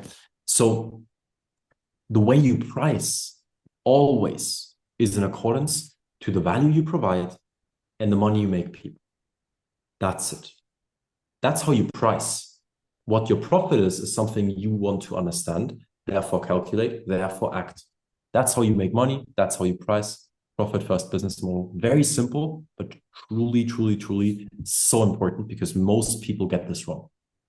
Does that make sense? All of you, if you can say yes in the chat, if that makes sense, that would be amazing. There we go. Of course, love it. All right, all right. Okay, perfect. We can speak a bit more sophisticated in that case. Just really giving you all the sauce you need, every single gem that's gonna make you more money. Okay, Daniel, do you have anything you want to elaborate on? No, you I got see. it. You want to go over the the bitches strategy? Oh, Yeah. So first things first, there's one belief that everyone needs to break. Incremental growth is for bitches. Okay. Sounds harsh, but it truly is. If you're still telling yourself that you want to hit 10K a month first, you have low self-esteem and low self-worth. Just to give you guys just to give you some tough love here, right? Because what you should strive to have is growth as fast as possible. No one wants to wait till they're fucking 30, 40, 50, 60 to make money, right? Everyone wants to scale fast. Be honest with yourself. Everyone here wants to scale fast, right? So why are you capping yourself at these little milestones? Because when you have these incremental growth goals, you will take these mini steps to get there, right? When I hit 10K a month, I was like, how the fuck am I going to hit 50K a month within the next 4 to 5 months? How the fuck am I going to do this? I couldn't think about, okay, let me just try to sell 100 more VAs. No, I had to take larger steps to get there. How can I charge more? What can I think about my business? What can I change about my business model to be able to charge more and be more valuable and help people make more money? How? Asking myself the right question, being honest with myself. Yeah, I don't know enough. I don't have the business acumen. I don't have this. Okay, let me start to learn that. Let me come up with the best offer. Let me write a trend, write universal law, write a trend to get there faster. Jetpack growth. What actions do I need to take to create that momentum? That's it, right? And for the people at the bottom, do what I did. You need to be consistent in your acquisition. DM people yourselves, pitch people yourself, send selfie videos, video pitches, hire a setter that comes and does the acquisition with you, right? You have to create momentum, right? But we will elaborate on that further. But please break this belief of incremental growth that will keep you thinking small, and it will keep you from taking the right actions that would cause exponential growth. Okay? So on to the next one.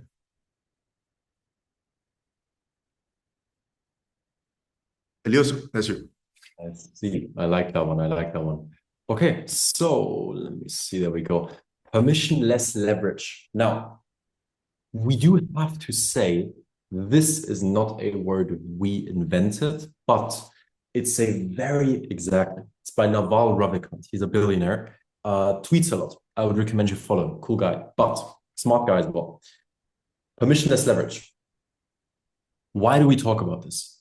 Because as Daniel said, if you make anything below 10K, you're kind of retarded. If you make 10 to 50, you might have a couple of problems here and there. We will elaborate on the different phases of growth afterwards as well. But what does permissionless leverage mean and why do we talk about it? So you have permissioned leverage and you have permissionless leverage. Permissioned leverage is leverage that you involve in your business that has a certain cap to it. That would be money. That would be people, right? your team, the people you hire.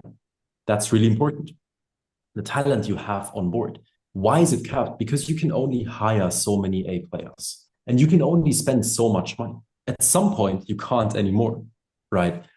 What is permissionless leverage? Permissionless leverage is literally only two things. Exactly. There we go. Media and code. What is that? Content and software. So either you build a software solution or you use a software solution and bring it to the market, or you do content, or you do both. There is nothing else on this planet. I'm that kid in class. Yeah, I see. I love that. There is nothing else on this planet, right, that can give you permissionless leverage. Permissionless leverage means you record it once, you create it once, you do it once, you put work in one time. And every single person that exists now or in the future can see it, use it, watch it, pay for it.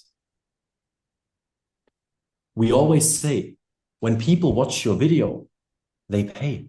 They pay with their attention. Every single video you put out is an offer in the market. And you offer value or entertainment, one of the two, or a combination, in exchange for somebody's attention. And somebody's attention is more valuable than you truly think. Okay. So in the beginning, on the left side, you can see you have manual labor trying to lift the money and just drag it, right? Just take it and just walk 100 meters and then put it there, put it in your apartment, okay? That's no leverage. The second one right there, you can see that there's leverage involved. You have a lever, right? And you push it down to press and lift the money up. And you have a bit of leverage. This is permissioned leverage through building a team and spending money on the business, okay? That's leverage. That's going to help you lift or push a lot more money a lot faster than no leverage on the left side, okay? But on the right side is where the true leverage lies, okay? You can see the lever with the same amount of energy. You can see the arrow is the same length with the same amount of energy. The lever is being pressed down way further and it's longer as well. Why? Because there's more leverage involved. It's permissionless leverage. You can push a lot more money with the same effort. Nothing changed. The only thing that changed is the game you're playing. The game you're playing is truly the most important thing. Permissionless leverage. The whole point of telling you all of this to make it easy and simple and straightforward. Content. None of you will, or few of you will probably be able to build a great software, bring it to the market, launch, get investors, do this, do that. Software is a complicated game, right? But content, anybody can do. Anybody can turn on a camera. Why am I saying all of this? Permissionless leverage. There's only two forms, media and code. You can't do code, do media.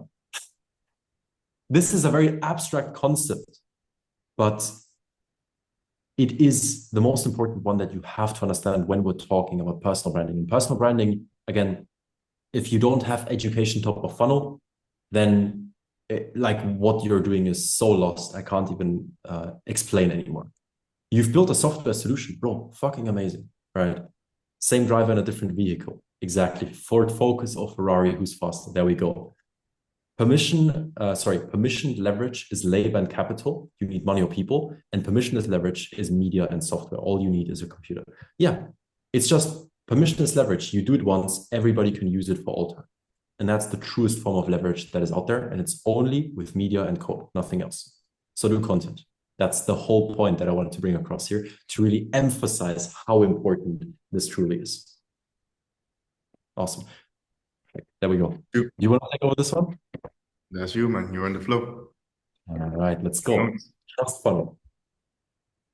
This is a word most of you probably never heard, but a trust funnel is one of the most important concepts that we use internally to make 220K USD, that is 202K euros, right, per month.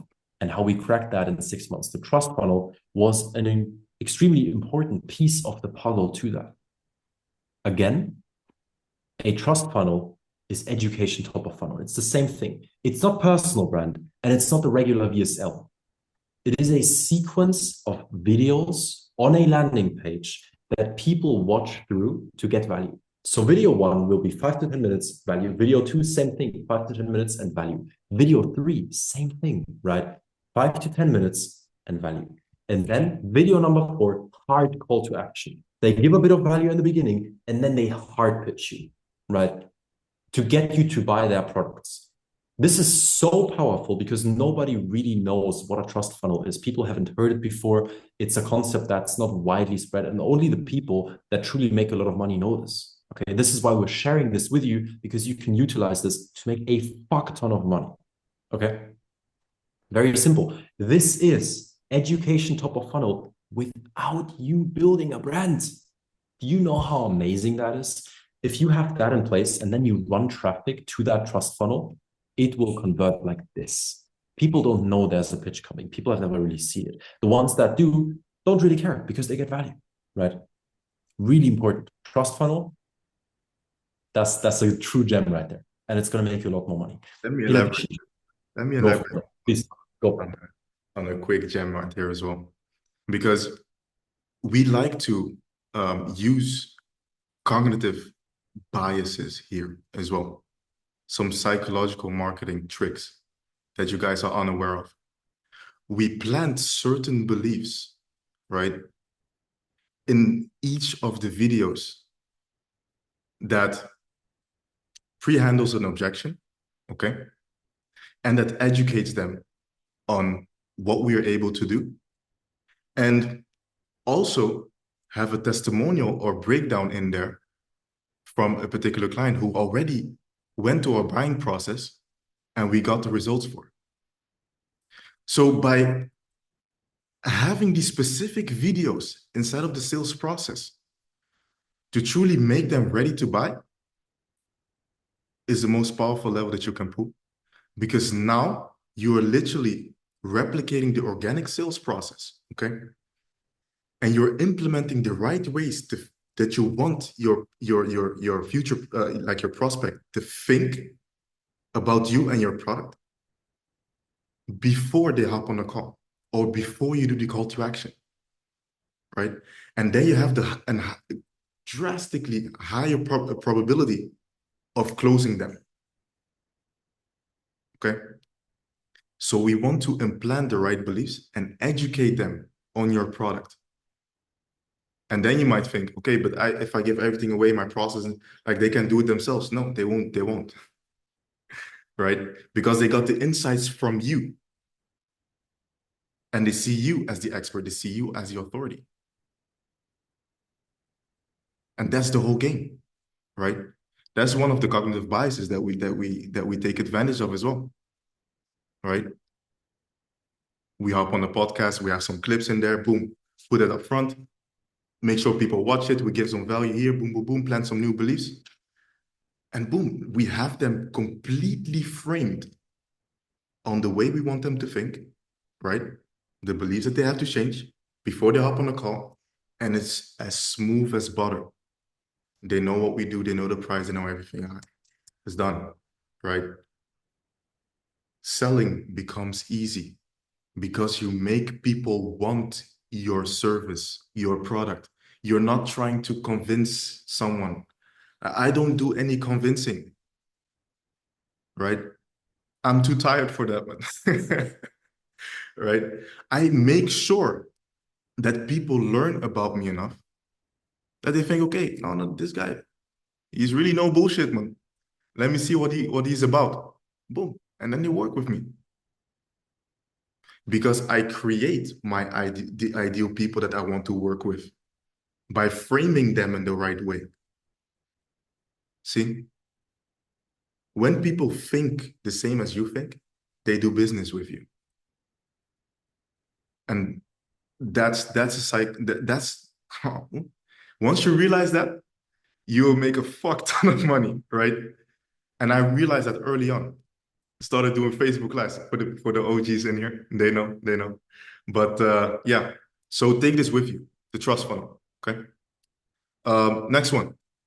Like we insert something that's called a mini webinar as well. The mini webby is a sales asset like this. Like this is a sort of a webinar masterclass condensed in 20 minutes. So all the beliefs, all the educational pieces that they need to know about yourself and your product, and the education piece in there, we compress it all in 20 minutes and we pitch up front, and then we give them the value to justify the pricing, right? Because now, if you tell them the price up front and you pitch them first, now they listen further to, okay, why is this guy charging 10K? And now you have all this room and space to justify why this is 10K, right? Same thing if you go to the Lamborghini dealership now and you see the cars like 300, 200K. And then you learn about the spoiler, the fucking, like the tires and all this. Like, it becomes, yeah, bro, yeah, they justify it. It justifies. Okay, it makes sense. It makes sense. It makes sense. Of course, it's 300K. You expect it now, right? And that's why we always do this first. We pitch first, right? We give everything that they need to know, the price, everything upfront, so that we can justify it afterwards. And people think, no, let me just start selling them, selling, and then tell them the price. But then there is a drop, right? Where they think, okay, yeah, okay, fuck, right? It's 10K, I don't know, man.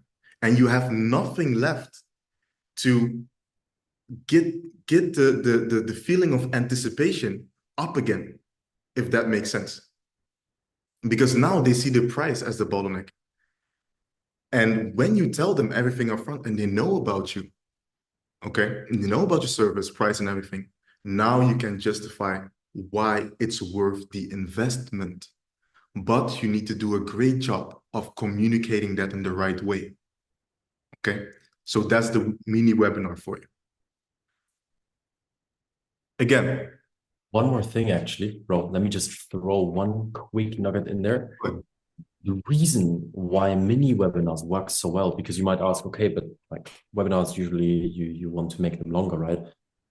The mini webinar works so well because what it does, it speaks to sophisticated audiences. Exactly, price first. The first thing you do is drop the offer. Why? Sophisticated audiences, people that know what they talk about. They know what a webinar is. They know there's a pitch coming. They don't like it. Or at least they don't really want to get on webinars, even though it might be something that's going to help them on a fuck ton, right?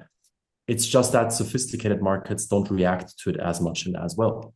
A mini webinar is something they like. So it's a good way to speak to people with very deep pockets.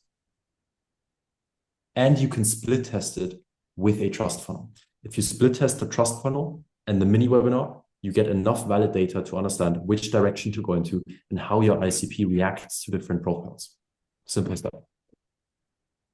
Right, that was it. Let's go. Algorithm. Okay. On to the next one. Let's make it quick. Okay, so the dynamic leverage ROI actions.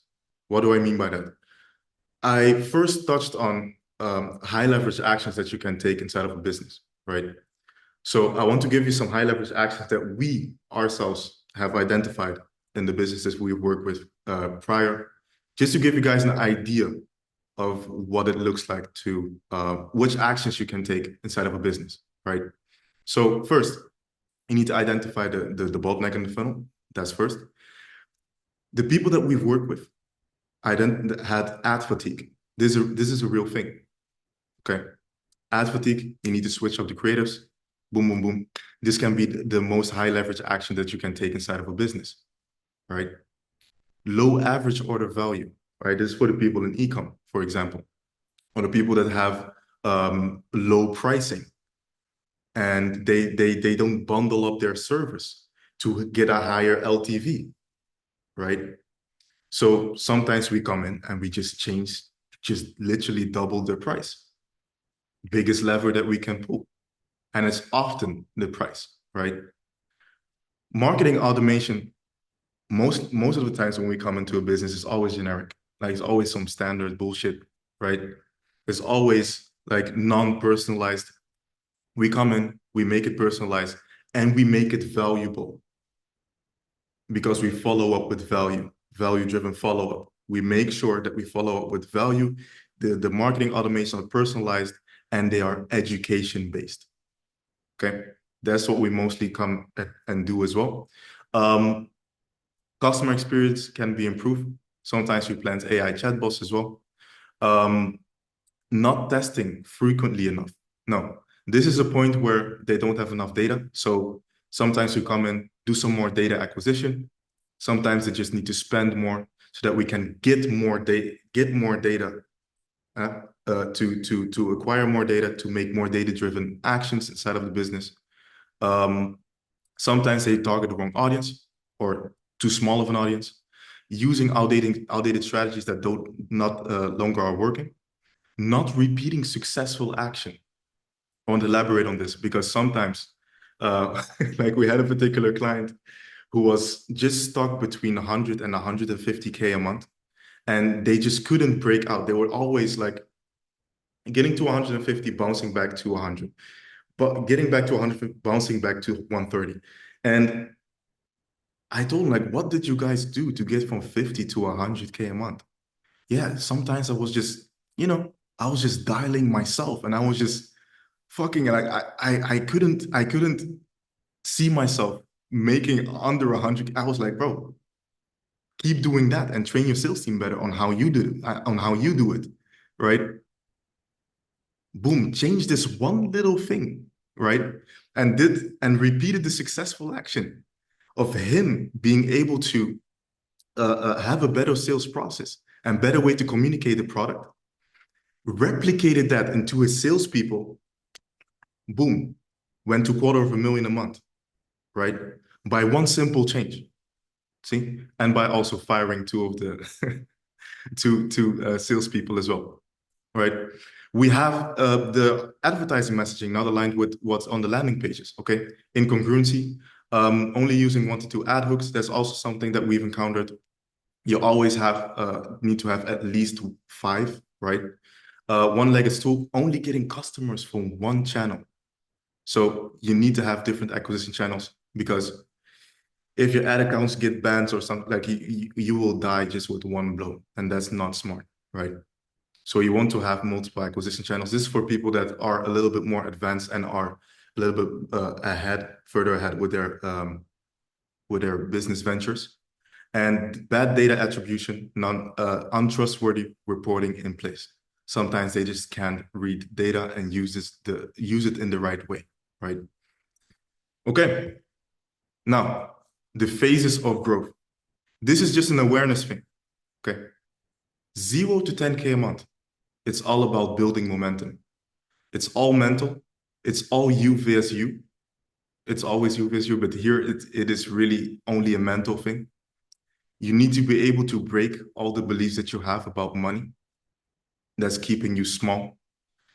You have to do whatever it takes to stay consistent with your acquisition. Pitch yourself. Have other people pitching with you, right? And just do that and only that. Between 10 to 50K a month, like, then that is the only period where you start getting into business, right? In the first place.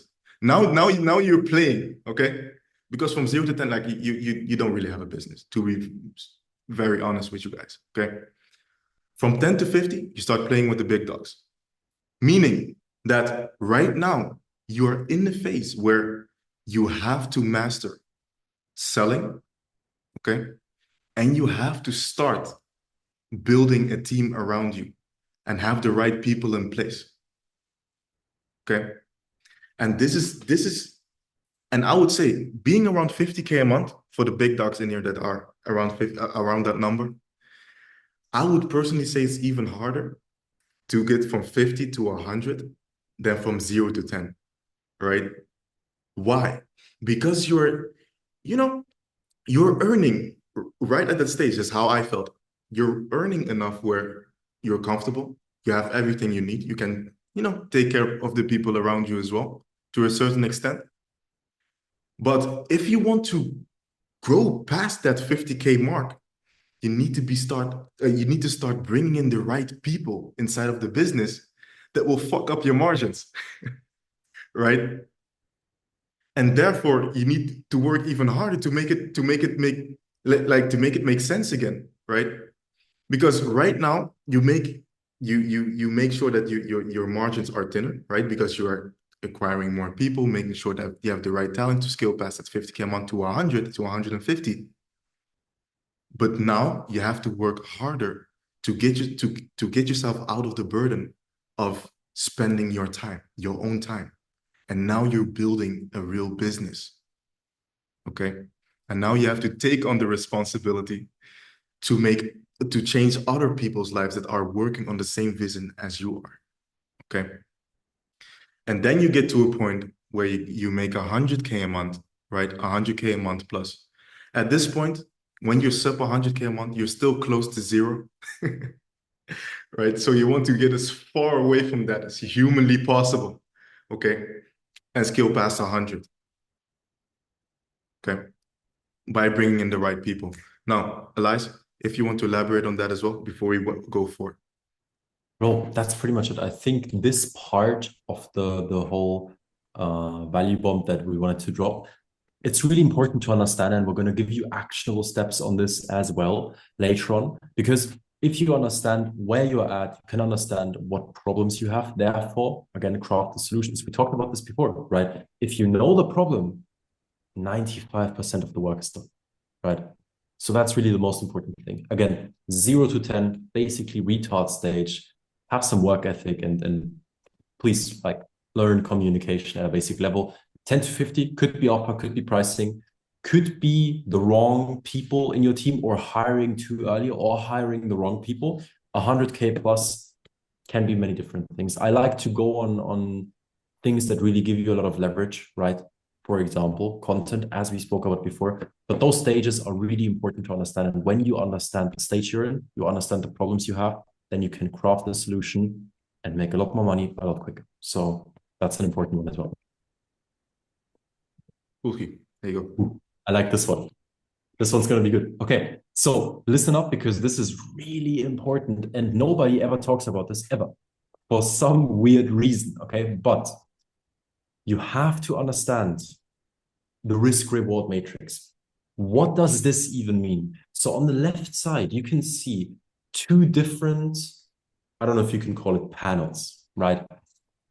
On the left side, you can see that the reward is way bigger than the risk, okay? On the right side, risk and reward are both slightly the same, right? So again, obviously to be clear, green is the reward and red is the risk, okay? Sorry, green is the reward, red is what you lose. So green is what you gain and win, and red is what you lose. Now, you have to understand your numbers there.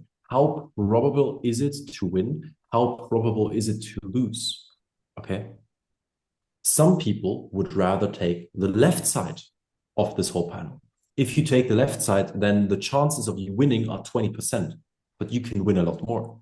If you take the right side, though, your chance of winning is pretty high, 70%, but you don't win as much. Is one of the other right or wrong? One or the other? No. It's a decision.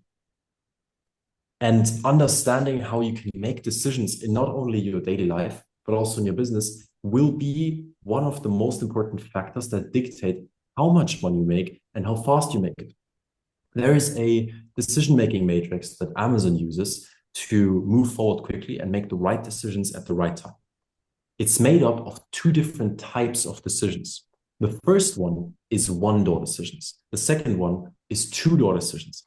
What one-door decisions are is one-door decisions are almost or completely not revertible. Okay, so once you've done it, you can't go back, pretty much. Two-door decisions are decisions that you can revert, that are reversible. Okay, once you've done it, you can go back and iterate. What does that mean? To understand how you have to make decisions on a daily basis, you have to understand 99.9% of decisions you make on a daily basis are two-door decisions. It's decisions that you can make, and If they are wrong, you can go back, iterate, take another step. Sorry, another path, right? Two-door decisions are where you do what? You shoot before you aim. Because that's the way in which you grow fast. When you shoot before you aim, you get feedback way faster. You can iterate faster. This is how you outscale the competition. Please listen to me about this, okay? This is so important for you. If you shoot before you aim with most decisions you have, which are two-door decisions, okay? You will make a lot more money because your competition, that sounds weird. Competition doesn't have the balls to do that, okay? Simple. One-door decisions. With those, you should get consultancy, get data, understand the economics, understand the environment, think about it, make lists. You should think a lot about what to do. For example, marriage. At least for me, it's once it's done, right? But you need to understand that there's one-door decisions and two-door decisions. If it's a two-door decision, fucking do it, don't think. You'll see whether it works. What outreach method is the best? Whether you send an email or a DM, I can tell you it's really not that big of a difference. And anybody who tries to tell you, oh, it's email or it's DM or it's content or it's this or it's that, fucking bullshit. They try to sell you on some scammy course, probably. I don't know, right? This is how you should make decisions. Again, Amazon, I don't know how much it's worth. Do you know how much Amazon is worth, Daniel, roughly? No. Anybody in here? It's definitely like billions and billions and billions of dollars, right? They make a lot of money. That's how they make decisions. That's how you should make decisions as well. Billions. Yeah, maybe, who knows? But yeah, 2 trillion, there we go. $2 trillion company, and you can think like them. How fucking amazing is that? I think it's amazing. Do you want to add anything else there, Daniel? No, it's about you having balls and just taking action. There we go. And again, we have clients, right? They come in and they say, oh, I'm not quite sure what ad strategy I should follow. And I really wanted to get your opinion on this. And we just tell them straight up, fucking do it. Don't think, have some balls. It's really not that hard. Like, you just do it and then you see whether it works. Because whether one specific ad creative works, let me put you guys in on a little secret, but we don't know. And nobody knows. Because paid ads is about data. It's about being logical. It's about being objective and rational and understanding how to use the platform and navigate it, obviously, and how to track. But which ad works and which doesn't, nobody knows. Try it. See whether it works. Go back. Make it better. Simple as that. Doesn't get more complex than this. Really get into the habit of being able to think for yourself. Get out of the fucking indoctrination you've been put through to buy some Iman Gaji course or whatever it was. And yeah, just learn to think for yourself. Trust your gut. You are your best consultant. You know yourself and your own situation the best. So you are more than qualified to give yourself advice in the sense that when you have the information, the insight, the talent, everything you need, you can make a proper decision. Not, oh, I'm uneducated about this topic, but I know myself the best, so I'm going to make this decision. That's not how it works. But if you can make an informed decision, you can do it yourself. Trust me. I believe in you, and I know you can do that. So think for yourself. There we go. You want to go there? A question. There are some universal laws, right, that we live by. This pencil, if I drop it, which direction is it going to go? Down, right? The law of gravity. On this planet, there are some universal laws that we can apply in business as well, that are as true as the laws of gravity. And that's the law of momentum. And that's Parkinson's law. I talk about this a fuck ton. Why? Because the law of momentum is what makes your business break out and break free. Okay? Every single time you sabotage yourself or your own business is because you didn't manage to keep up the momentum in your business. That's all we think about, me and Elias. We don't go to sleep when we don't feel like we pushed the business forward. That's the attitude that you need to have. This law of momentum, you have to look at it like this. When you are like around like 10K a month, you want to get to 50, even from the people that are at 0 to 10K a month, right? It's all about creating enough momentum, generating enough attention, right? Because literally, I was doing 300 to 500 conversations every single day when I was poor, right? Couldn't sleep. That created enough momentum to break free out of that atmosphere, right? And when you break free, boom, you start to float and it becomes easy, right? Okay, now you've generated attention. You have some clients, you have some results, you have some leverage, you have some cash in the bank. Boom, easy. You can now pay that, afford talent, right? You have some client result. Like all these things come with you building up that momentum. And that's the hard part. It's building and keeping up momentum. And that's comes from how fast you make decisions. That's why we framed you guys in that way with that part where Elias was elaborating on. The faster you make decisions and the faster you solve problems, the faster you grow.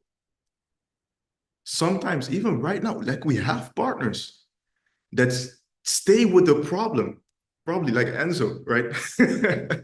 He's like, he needed one or two new setters.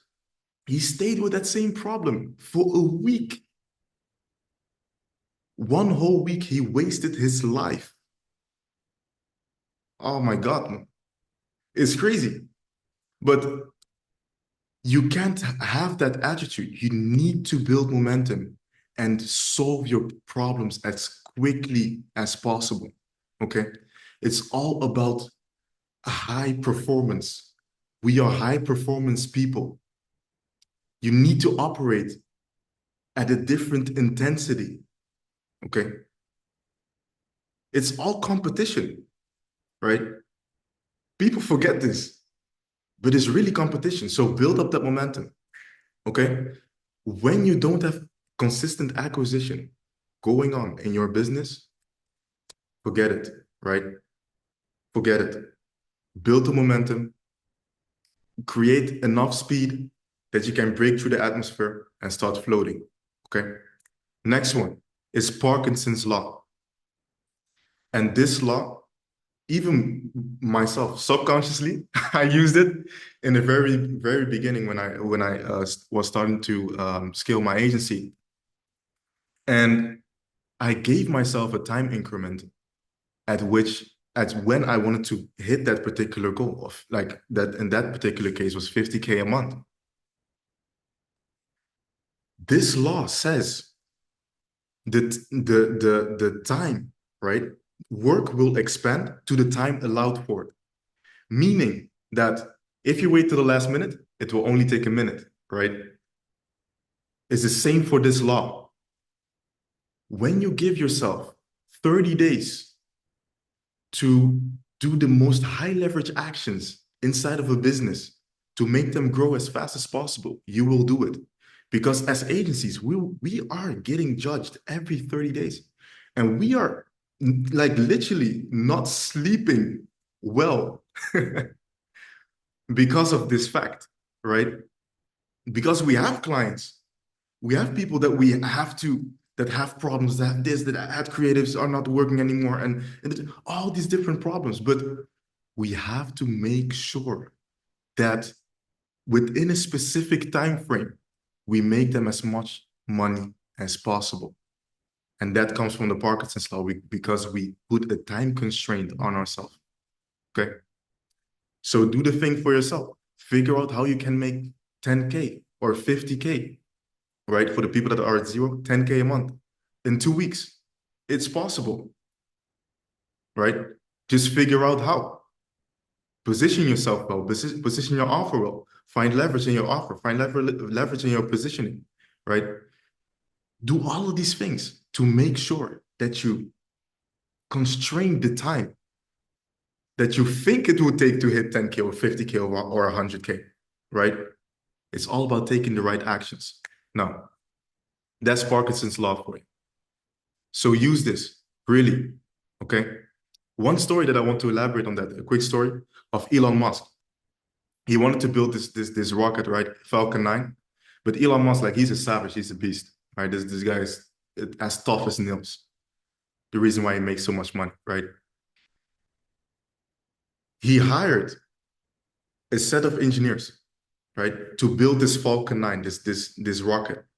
And they did the calculations and told him, listen, it will take us 10 years to build this particular rocket how you want it, because there are certain elements and certain parts that don't even exist on the planet yet. He said, no, I give you guys 6 months. I want it done in 6 months. And if you guys can do it, I will find someone who can do it. That's it. Boom. Put a time constraint from 10 years to 6 months. You know when they got it done? 8 months. Took them 8 months to build Falcon 9. Why? Parkinson's law. Your mind will start to think in disruptive ways to get to that point. When you put a time constraint and you have no safety net anymore, right? You will make money when you have to make money, right? That's why I love this law and truly, truly, truly use this, because this is extremely real, right? Okay. Even till this day, I always make decisions as if I'm going to die next week. All my clients know, all my partners know this. I always take it to the extreme. So do the same for you, and you will start making different decisions, right? Parkinson's law. Boom. Okay. Next one. Now, for the people that are around 50K a month, the big dogs in here who think they are big dogs, right? When you have a team, you have to create a growth culture. That's what we have. We have a philosophy that's called we only go up one direction. Only up. We don't go down. Ask Elias. Even if there's a 1% dip inside of the funnel somewhere, is complete panic mode. What is happening? Okay, maybe a sales guy fucked up. Okay, this. Okay, what is here? Maybe we have to tweak the sales process here. Everyone goes crazy. Why? Because we have installed this growth culture inside of our business, bringing in the right people that are hungry and are hungry enough to push the business as hard as they possibly can, right? The A players that we are going to elaborate on as well. But have this mind frame of only up. Don't allow yourself to go down, right? You need to be hard like this. Otherwise, you will not make money. I'm telling you, business is tough. Don't allow yourself to go back. Only move forward. And this is how we make decisions. This is how we move forward, because we implant these beliefs into ourselves and we hold our team accountable to it as well. And they hold us accountable as well, right? If you have the right A players, they can do that. So create a growth culture, only up, okay? Everyone on this call, only up. Don't accept anything less, okay? Heighten your standards. Okay. Next one. See. Boom. Let me elaborate on this. Financial modeling. This is something that I would say even 99% of the agencies don't even do. This is the most powerful thing that you can do. Not many people teach you this, right? But being able to make projections of how much money you can make, bring to a business, is everything, and logically break it down for them as well. That will justify you asking 10K up to 50K upfront, right? With the right messaging, the right positioning, okay? And the right confidence level, which is number one, right? Financial modeling is you reverse engineering and literally calculating the potential growth, okay? According to their current stats that they have and the bottlenecks that you can alleviate, and therefore calculate the potential growth and take your pricing off that, because we price according to the value that we bring, not a specific set, right? So just to elaborate on this and give you guys a perspective on how we do it with our clients, right? So most of our clients all have info products, see? And we asked them, okay, how many students do you want to have?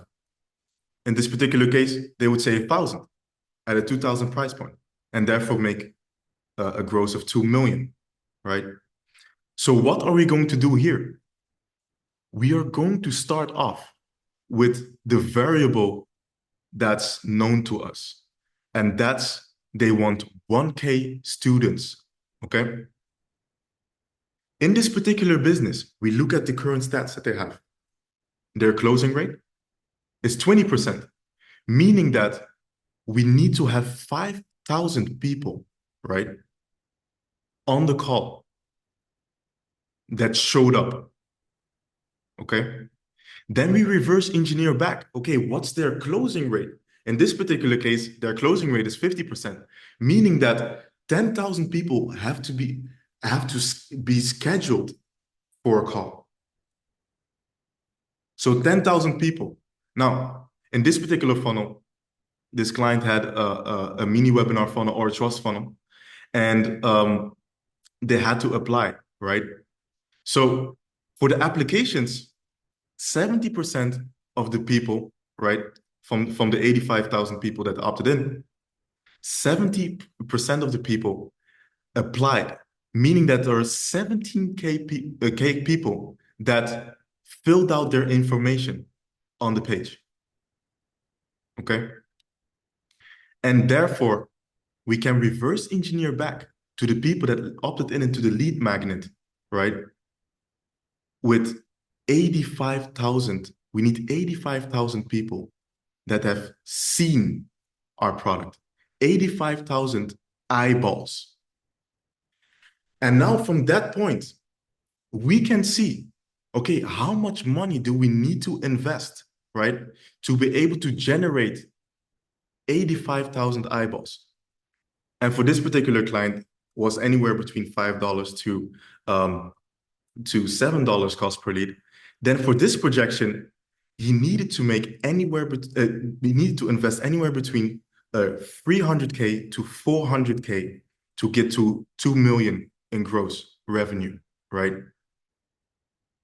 It's still a 4-to-1 return, right?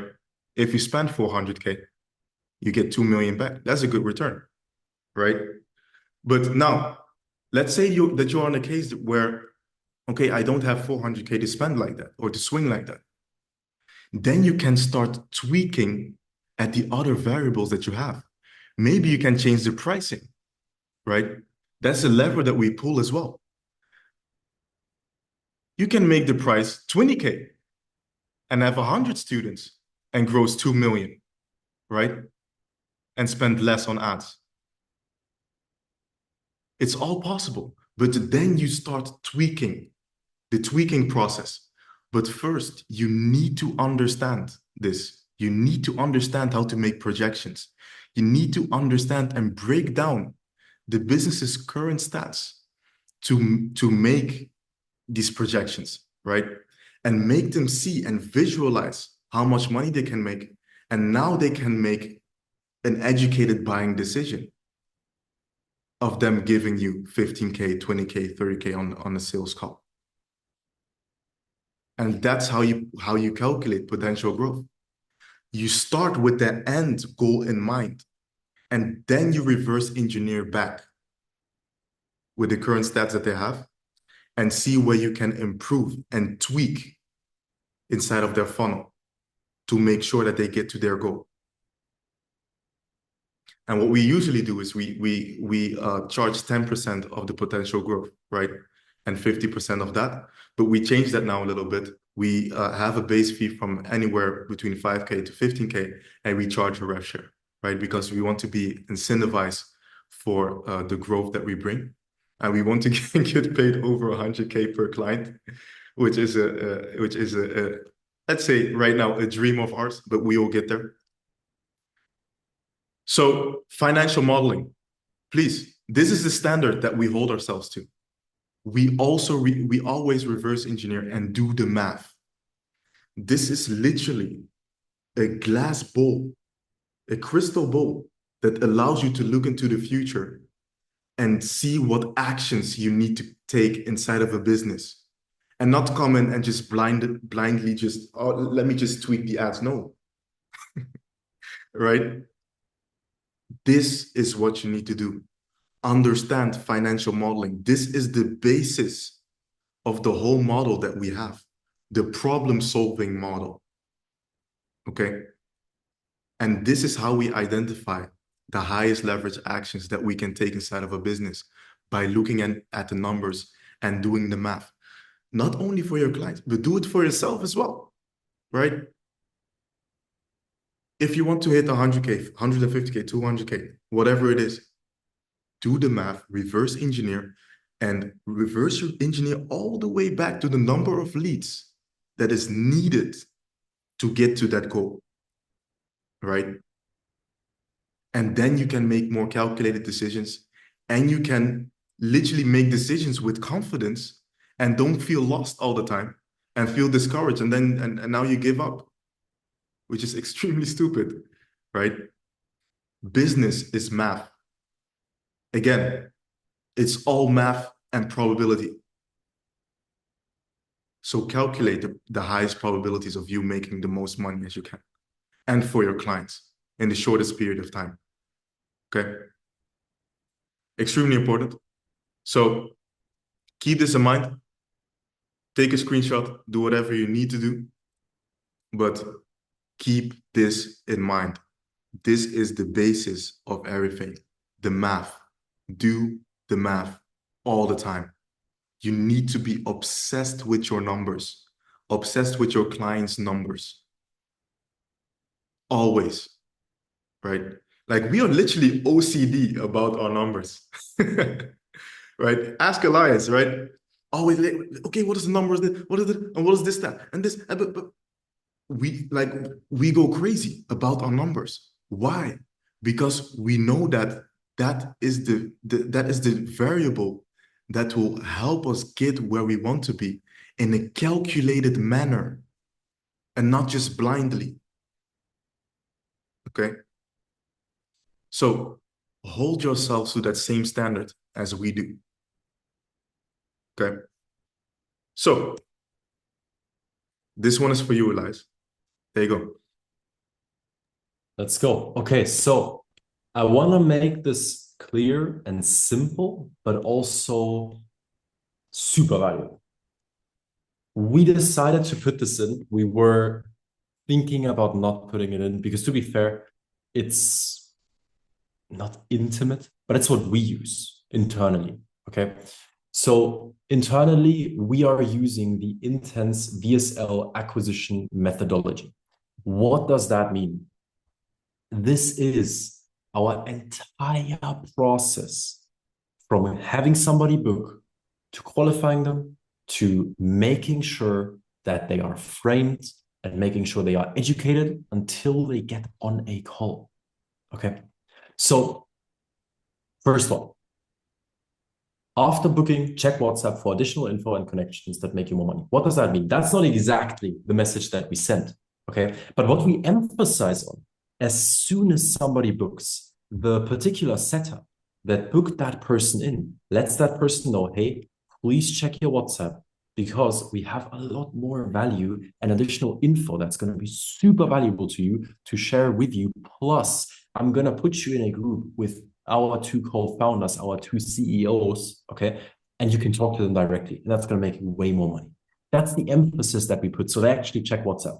From there, a WhatsApp group is being created. That WhatsApp group is being created usually with the prospect, our closer, and us two, Daniel and myself. Okay, so it's 4 people.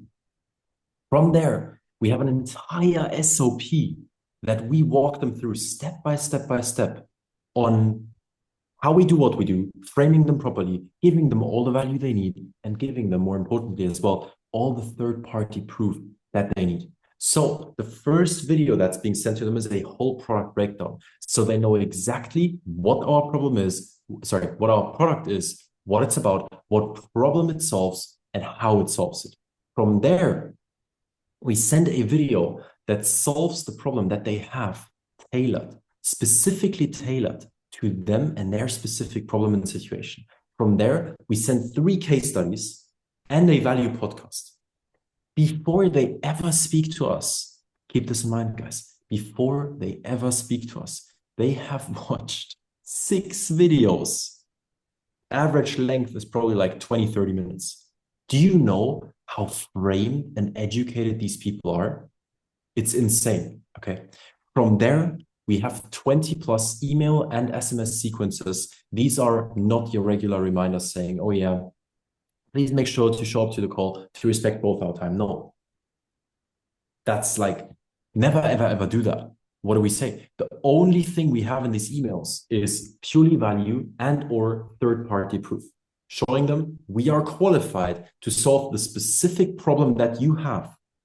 And second point, providing value, showing them how they can solve their problem themselves, showing them specific ways to make more money, showing them specific ways to get more clients.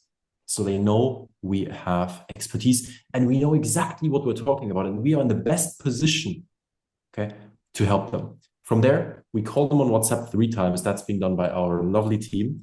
And then from there, we also send personalized voice notes and video note messages, Daniel and myself in the groups. Do you, please ask yourself this. Do you truly understand how insanely framed these people are? That's why we have super high show rates, right? That's why our qualification rate is very high. That's why people convert like this. It's because of the way we frame them. And we didn't set this up by accident. It's all calculated, right? So this is truly very important. And I want to give you one more little nugget here. We internally use something to outreach to cold prospects, which we call a perfect cold video pitch. We tell our partners specifically how to go about that. But we basically take a lot of time to send personalized pitches to perfect prospects. So it's like looking for the perfect prospect and then aiming at it for 20 minutes, researching anything and everything you could get an info about them, knowing everything that you need to know, searching for a specific pain point, shooting a video message that's 5 to 10 minutes long, boom, shooting them. Like, the number of people you get with that tactic is incomparable. With the first 2 perfect cold video pitches we sent, we had 1 positive reply. Guy has 500,000 followers, makes $1 million a month, responded positively, had a chat with him. That's our tactic. Now, what do we, for example, do? Just to give you one little nugget. Please don't copy this. But in the beginning of the video, we show the person's face. Okay. I literally have the fucking pictures right here. Okay, let me show you. I don't know if you guys know these faces of people that we pitch. But bro, it's we really put a lot of effort into this. Okay. And it works. We sign multi-5-figure deals that way. So that's also why it's so important to start being creative and playing around with your creativity. Because as an entrepreneur, you always get paid in what? In accordance to your creativity. Simple as that. Is there anything you want to elaborate on, Daniel? I would say if you replicate the sales process where you have the group and you make it intimate with every single potential client that you have, and you take this exact process that we have you would see anywhere between a 10 to 30% increase in your short rate. Our short rate right now is around 83%, right? Extremely high. Why is that? Because we're extremely intimate and personalized, right? We have this particular SOP in place where the law of reciprocity is there. Because how easy is it to ignore an automated text, an automated email? If you're still sending emails and SMSs to get your short rate up, like it won't work, right? Just to give you the hard truth, SMS and email alone won't cut it. You have to be more aggressive and frame them the right way and incentivize them for showing up on the call in the first place. Because business people are always on the go, right? But make sure if you have setters or you do it yourself, frame them the right way. I always tell my partners, my clients, the setters, make sure that you incentivize them for every single action that you want them to take. Do you want them to watch a video? Sell them on watching the video. If you want them to show up, sell them on showing up. Give them something in return, right? And that's how you drive the action inside of another human. Because you have to always think of a place, what's in it for them? What's in it for them? What's in it for them? And therefore, you will see an substantial increase in your short rate, because a lot of people in here are maybe getting leads, but they aren't getting them to show up. Call them, be aggressive, frame them in the right way, sell them onto watching the value videos that you have, right? And boom, you'll see substantial difference, right? And this is truly what mainly drives our business as well, because we have such a great sales process. We are putting it out there for you guys to make some money, right? And then later on, maybe you can spend some money with me as well for saying thank you, right? So yeah, no, that's all good. So this is the sales process that we use. Then of course we have the ad strategies that we use. We're not going to go too in depth and detail because, bro, we have a lot, man. We have the Hydra, we have the Forester. What do we have? The Harvester, right? If The we go into Venus that, flytrap, the reverse we are here flytrap. tomorrow, right? But listen, the people that are running ads, content first ad strategies. Okay, replicate, and that's what we do as well. We replicate the organic sales process into an ad structure, meaning that we make sure that we set up a campaign, right? But we have specific pieces of content that where we attack the cognitive biases, and we frame them in particular ways on how we want them to think, and get them familiar with our faces first before we do a direct response. Meaning that we shoot them with specific pieces of content, right? That will frame them in the right way of thinking, and where they see us as an authority, right? Dropping gems, right? Can be little 30-second clips, right?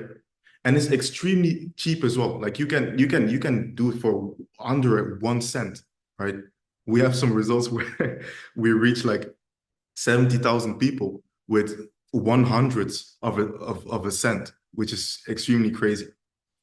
But this content first ad strategy will give you a substantially higher probability of someone clicking on your ad and scheduling a call with you, because they already are familiar and they saw content first of you, right? Instead of you directly telling them, hey, you never seen me before, this is what's up, this, boom, boom, boom, boom, boom, and try to pitch them. If they've seen your content first and they see your face, they are familiar with you, right? You have a substantially higher probability of them taking action on the next step, right? And I recommend, like ourselves, we are doing anywhere between 10 to 15 content pieces, value-driven content pieces, to indoctrinate them in the right way and frame them in the right way before we have the direct response in place, okay? Just take this, think about it, implement, and you'll see. You'll make a hell of a lot more money. You got that out already. Actionable inputs. Now, clarity on your phases of growth. We are coming to an end right now, right? Get clear on specifically what phase of growth you're in right now. I've broken down if you're doing anywhere between 0 to 10K a month, you have a mental issue. You are acting retarded, right? Find momentum and skill, okay? Consistent acquisition, right? 10 to 50, optimize your sales process. Start building a team, bringing in the right people. 50 to 100. Now you optimize, bring in better people, optimize your KPIs, right? And then you keep repeating that successful action, okay? And then when you get enough social proof, you can start charging rev shares, right? And that's where you get to the point where you get like paid 30K, 50K, like big fat fucking checks from specific clients that you have because of the money that you make them with your rev shares, right? Then you come to a point where you can grow exponentially and hard. Okay. Now, understand your specific obstacles, okay? And develop the solution mechanisms for them. Do the math. Don't hop off this call, please, and forget about this, because this is probably the most important thing that I shared with you guys today is the math behind everything, right?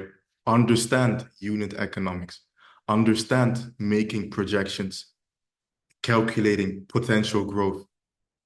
Understand these things, understand your own business, your own numbers, and take the right actions accordingly, right? Okay. Establish a value first sales cycle. That's what we do. We always have value first because when pain is alleviated, value is exchanged, and the law of reciprocity kicks in as well. So once done, implement it, and you will see substantial differences inside of your sales process, and your closing rate should be going up by at least 15%, at least. And keep in mind, when you double your closing rate, it's double the revenue. That's how easy it can be. So maybe some of you guys who are doing between 10 and 50K a month, this is the only thing that you need to implement to fucking double your business. It could be as easy as that, having the right sales assets inside of your business to create that trust, right? And to educate your prospects before they hop on a call. Next, get clear on the 3 pillars of acquisition, right?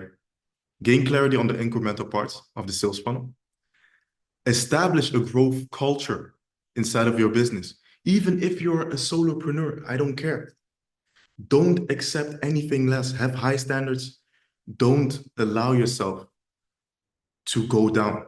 Even with 1%, only go up. Everyone on this call right now, only up from today. Have that standard. You shouldn't be able to fucking sleep if the business is not doing well, right? If the numbers are going down. Give 200% to solve that specific problem, okay?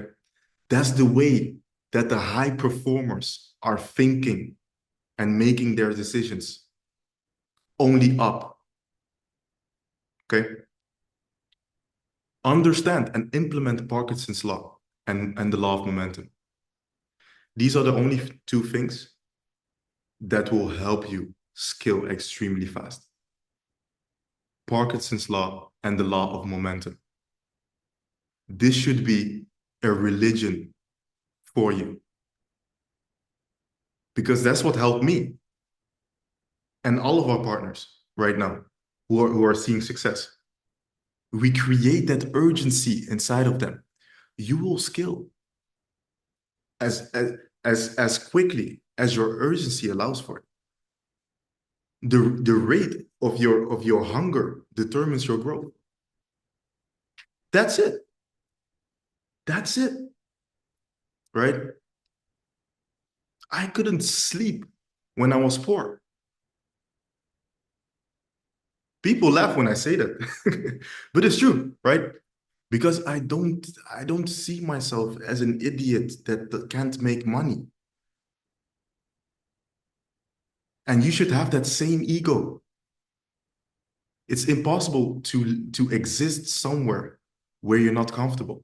That's why I always say, and it goes from all the way from the guy that lives under the bridge up to the fucking billionaire who's flying in a private jet.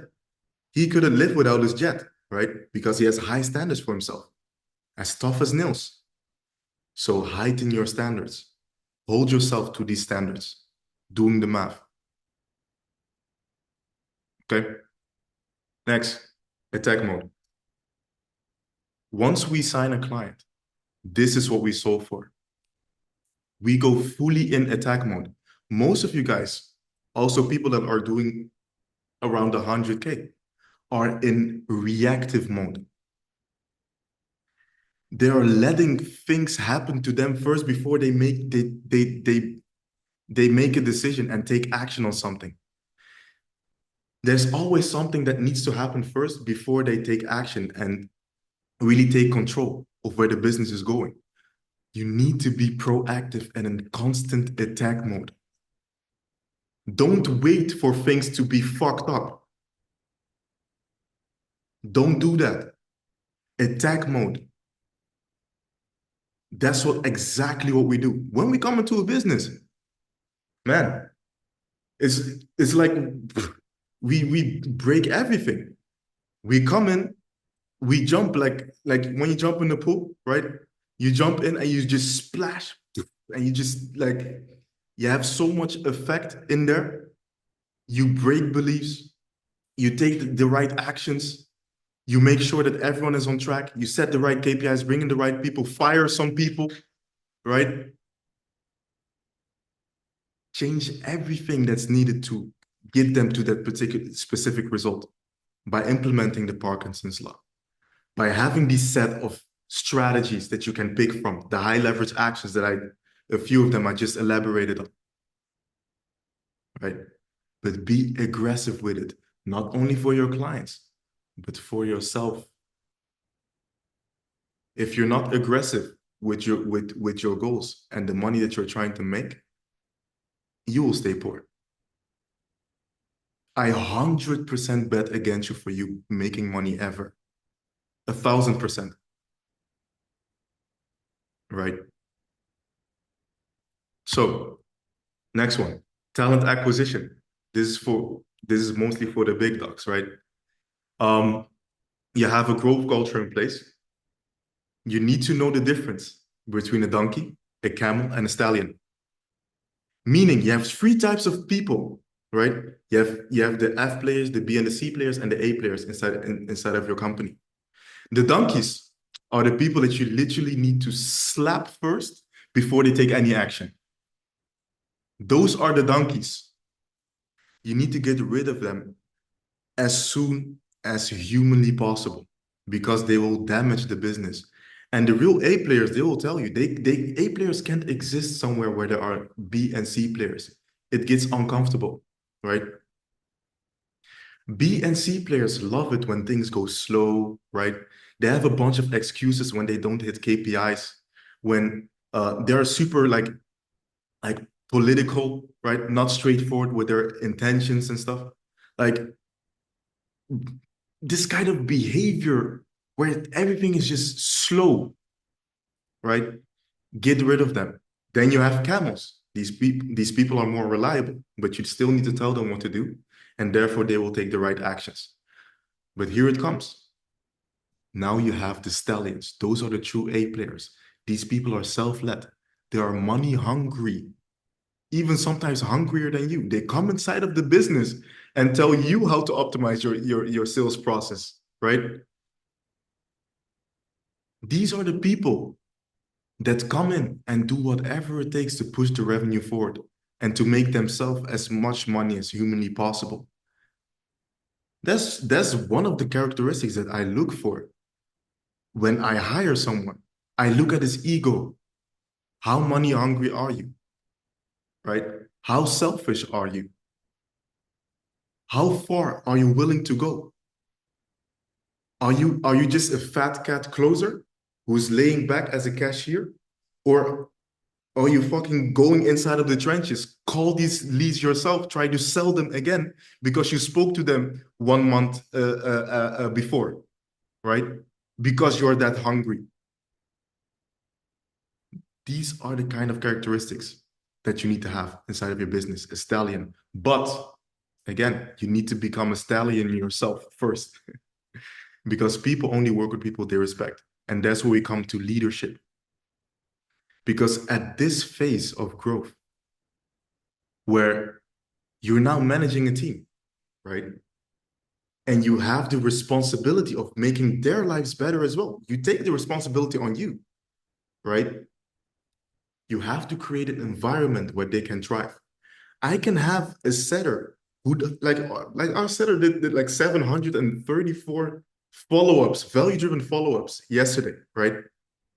That same setter can come into your business and don't even feel the need to do 100. Why is that? Because of the leadership. You have to become a leader that's worth following, someone that holds their word, someone that holds themselves to a high standards, that pushes themselves, that has a big vision for their company. And this is something that I want to elaborate on. Because if your vision isn't big enough, like you won't make any money. And to elaborate on that, making money for me is at least making above 100K, right? Then you start making a little bit of money. You will never get there if your vision isn't big enough.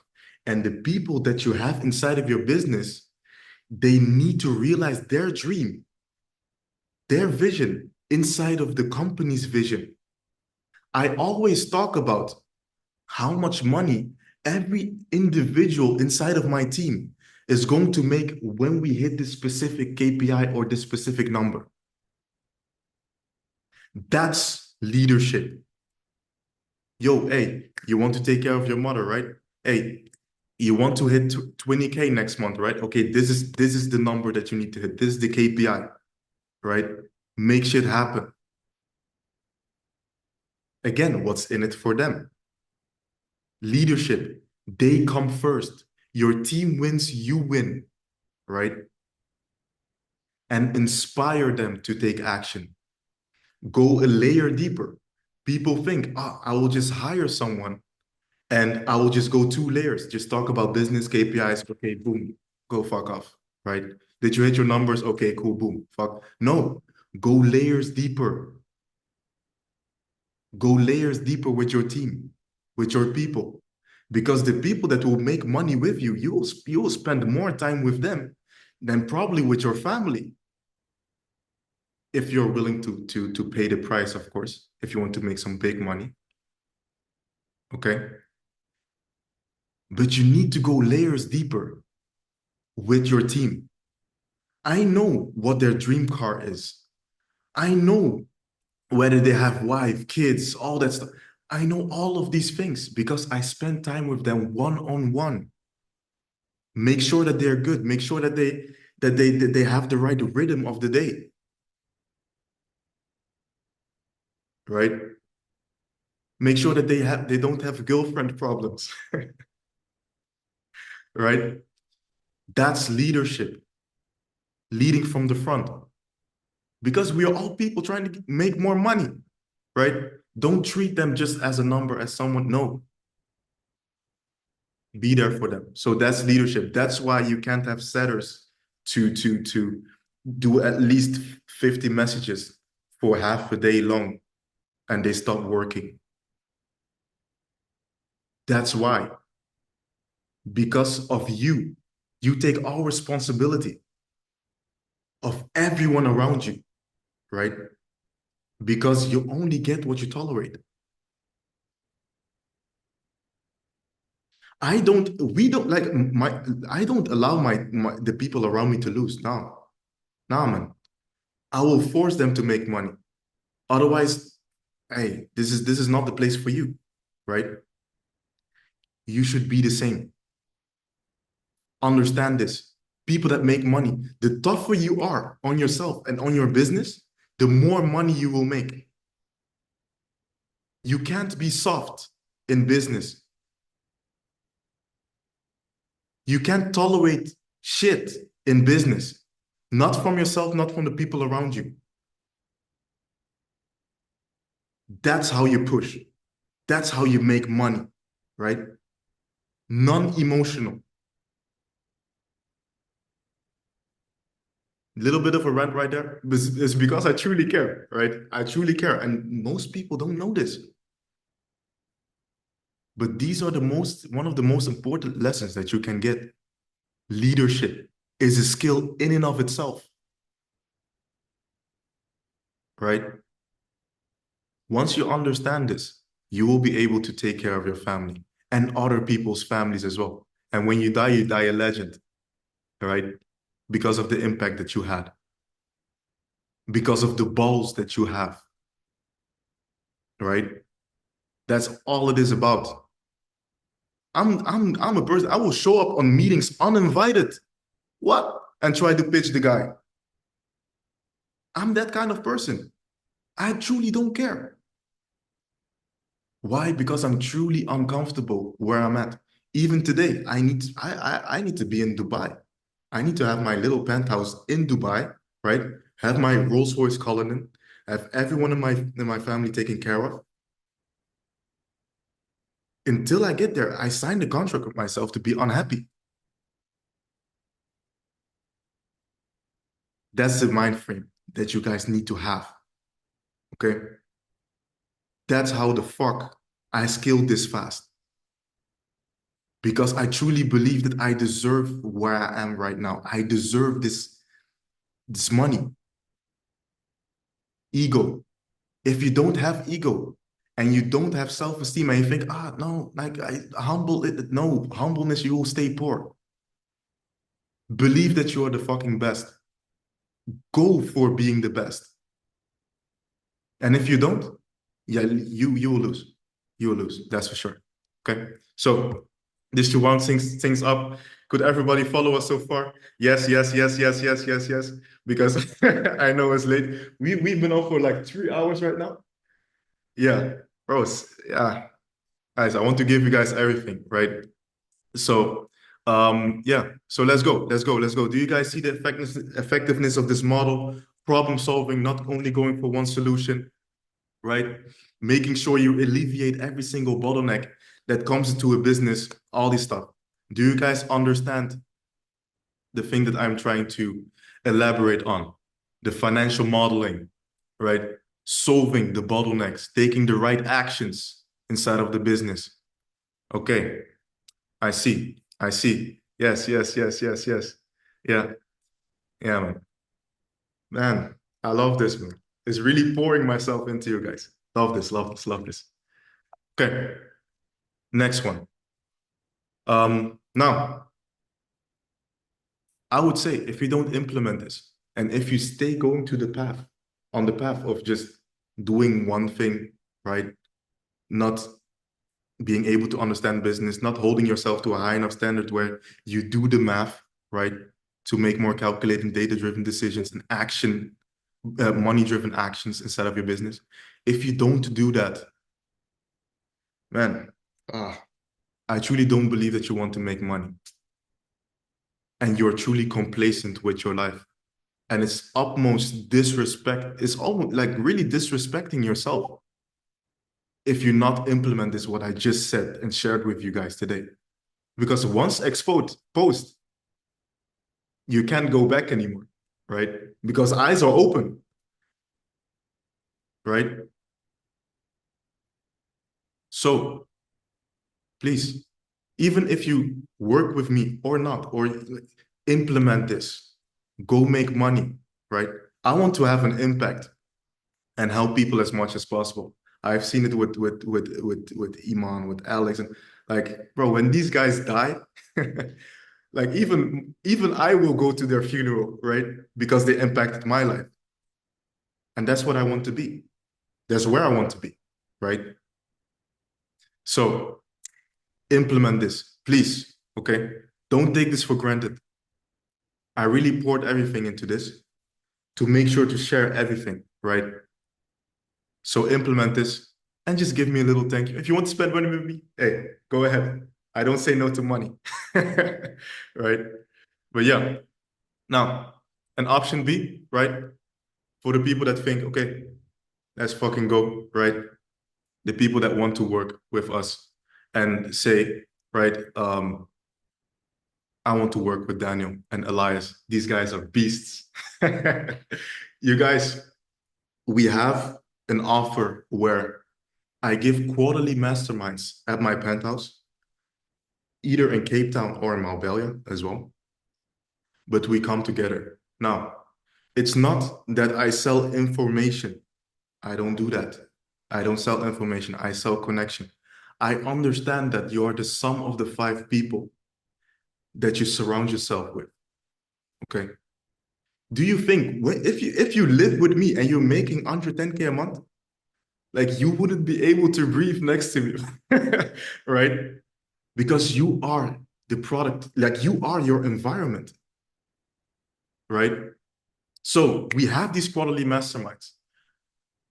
Every quarter, we come together, we have speakers, myself as well, Elias, some guest speakers, some superstars that will share some game with you guys as well. And we just connect, right? Because it's what life is about. We are going through stress and we come together to celebrate us making money and taking care of our families. We have boot camps as well, where we come together for a certain period of time and we make sure that we work alongside each other, listen to the calls, we really hands-on to what you guys are doing inside of your business and give you instant feedback on the spot, right? And there you guys can also see how we operate and how intense we are as well, because that will break some beliefs and be mind shifting for you guys as well to see how I operate on a day-to-day business and how crazy I am. And of course, weekly one-on-ones with myself and Elias. That's why we cap the certain amount of people that we want to work with at 50 people, because we want to be intimate. We want to keep it intimate and generate the most, have the highest probability of getting the best results on keeping it intimate, right? As of right now, we have around 40 partners, right? I think close to 40 right now. And we have 10 spots open, right? So if you want to work with us, I will drop a link inside of the group, right? Where you guys can book a call with myself. Yes, myself, no closure, no, nothing of that. Because after you heard this, I want to hear what you have to say first, right? Because you spent time with me, you have spent time with us. So yeah, I really, truly appreciate that. And to return the favor, I'll be jumping on the call with whoever wants to work with myself and begin taking these high leverage actions and make us some money, right? We will put this on WhatsApp, but most importantly here on the Zoom as well. There is limited time for the availability. Plus, as Daniel said, we have 40 partners. We can work with maximum 50 while still ensuring every single one of them reaches the goals. We don't take any partner on board unless we are sure with 1,000% certainty that they hit the targets they have, whether it's a measly 10K or 500K like the big dogs. So we're gonna drop the link in the chat here on Zoom and on WhatsApp. It's gonna be gone fast. We have 10 spots. That's it. Nothing more. This is no fake urgency, scarcity bullshit. 10 spots. That's it. Nobody else or more than that. That's it. Now, did you share the link, bro? Share the I'll link. put it in there right now. So the Share the link is in link. the chat right now. Everybody, Okay. check the link out. Should be working. Yes, sir. There we go. Hey, this is crazy. This is the first.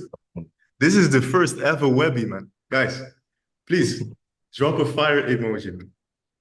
I'm sweating. I am hungry. Guys, we didn't eat the entire day to make sure you get all the value. Like literally. That's what's up. That's what's up. That's what's up. Thank you guys. Really, man. Really, really appreciate it. Nah, man, Appreciate it. I like this, man. Like giving really, really feels different when you truly, truly do it genuinely. Um, yeah. Ah, I see a lot of familiar faces. Yeah. That's that's what's up. That's what's up. Amazing. So let's do a Q&A as well for the questions that people have. To give you guys some clarity on stuff on your specific situation that you might have. Please come forward with questions and I will elaborate on them right now. So be quick. Okay. We have Enrique. Okay. To start educating besides content, do you guys start by sending, let's say, a cold message with asking for permission to send them a link that redirects them to the trust funnel, where you are saying where you are saying how to solve some specific problems? What does a good strategy with setters in place would look like? Not inbound. Okay. I would recommend, okay, sending a cold video pitch. That's the most successful acquisition tactic that in a cold manner, right? In a cold environment, that works the best. Why? Because the connection rate and the reciprocity bias kicks in. So the cold video pitch, I will share the framework on how we do this in the group chat. For the ones who are in the group, I will share the framework that we have for that as well. But that's extremely effective. What you want to do first is you need to understand that there's no way that someone will just talk to you for nothing. Even I won't do it, man. Yeah, I can help you. No, I dissected your business. This is what I found. This is boom, boom. This is what you need to implement to make more money. Boom, cold video pitch, done. They watch it, and now they see that, okay, he's willing to do the effort. I'm willing to give him some of my time, if that makes sense. Okay. Broke the By the entire way, online space. let's keep it at another 3 questions and then we wrap it up for everybody. We got Okay. stuff to do. So Let me see. What's your best method to find savage salespeople? Amazing question. Amazing question. Facebook groups, but the way you frame the people that you want to bring on is extremely important as well. And you should have a hiring VSL in place as well. That's something that we use. A video where you explain the company's values, how you operate the business, the kind of people that you want to attract and don't want to attract, label them in a certain way. And then after they opt in from there, you let them send a loom of 2-3 minutes of them explaining why you should choose them and not someone else. Okay. Once you do that, you'll see if they have confidence or not.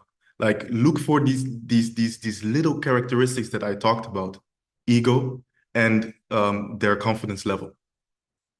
And first things first, when you do the application, like when you do the post, right, in the Facebook group, you want to make sure that you emphasize on that you don't want any beginners, that you have this particular vision with the business, that you don't tolerate people that are slow, right? All these different things. Make it scary enough that all the insecure people go away naturally, right?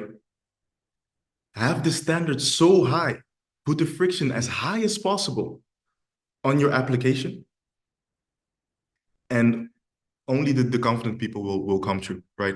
So make sure you do that. Then we have how to build, this is a good one. That's a good one. How to build a trust funnel when you don't have previous clients. Easy. You educate yourself. You obsessed more about your clients' problems than they obsessed over themselves. You solve these problems for them, make a video about it, and voila, you have your sales asset. And now you can tell them with a video pitch, right? Or a selfie video, okay? Hey, client, you're probably busy. I made a video where I solved this specific problem where we can go over on the sales call as well. But this is what you can implement today that will make you more money today. So hope you enjoyed. Let me know what the best part of it was and what you can take home. And hopefully we speak on the call. Bye-bye. Boom, done. Easy. That's how we do it, right? And that's how you do. That's how you give value first. So that's how you build trust, and that's how you position yourself as well as an expert. Because having no clients is no excuse, really. Educate yourself and position yourself as an expert. Optimize your profiles on your socials, right? That you don't come over as a geek or someone who has has a closed fucking social presence, right? Show your face, be presentable, right? And give value first. Give first, and then you will receive. Okay? That's how I you. feel like that's a very good word to wrap it up. Do you want to answer one more question and then we go? Let me see. How much is a Pick a good one. partnership cost at the moment? 10K. You should know that by now. It's 10K, 10K, 10K. Okay. Wojtek, hiring tips are fucking fire. Yeah, bro. You need to hire soon the way things are going for you with your fucking multi-million-dollar deals. Okay. So- I have one from Alex. I've heard about sales premium inner circle. What's that about? Ooh, he got some inside information. Hey, Yeah, he got some. bro. Everybody, okay? If you want more insights on the partnership itself, click on the link, check the link out. Everything's there, okay? So we gotta wrap up soon because we've done this for I want to answer this one from Alex, where he talked about the inner circle. There's something that we are bringing out in the in the next week. The inner circle is a space where we only have people that are doing between 10K and 100K per month, try to get to a 500,000, right? And we have some meetups as well, some Illuminati meetups. And yeah, like it's almost like a group of high achievers almost, where we come together and share insights and make sure that we scale to 500,000, right? we are very selective with who we take on there because the quality in the group needs to be high, right? That's the only way in which it's actually Yeah, exactly. profitable. So yeah, I That's think it. we have uh, yeah. One last question. Hey, look for a question as well. Like we have one free implementation call that we want to give away as well. Let's announce the person that we want to give the free implementation call for. Elias, go for it, man. Go for it. Just take a random person because I know some of these guys, man. Go ahead. Check. Go ahead. Mm. I will look for one question that is a good one.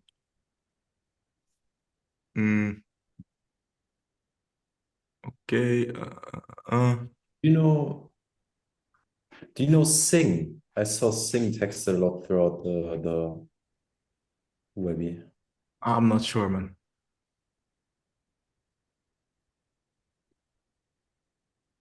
Yeah. Ooh, okay. Leon, when selling AI ecosystems and charging initial upfront fee for, let's say, a 90-day program, after 90 days, would you consider a rev or a monthly management fee when starting out? Now, it depends on your skill level, depends on your confidence level as well. But to begin with, I would say like have just a fixed monthly fee where you just keep running their ads, right?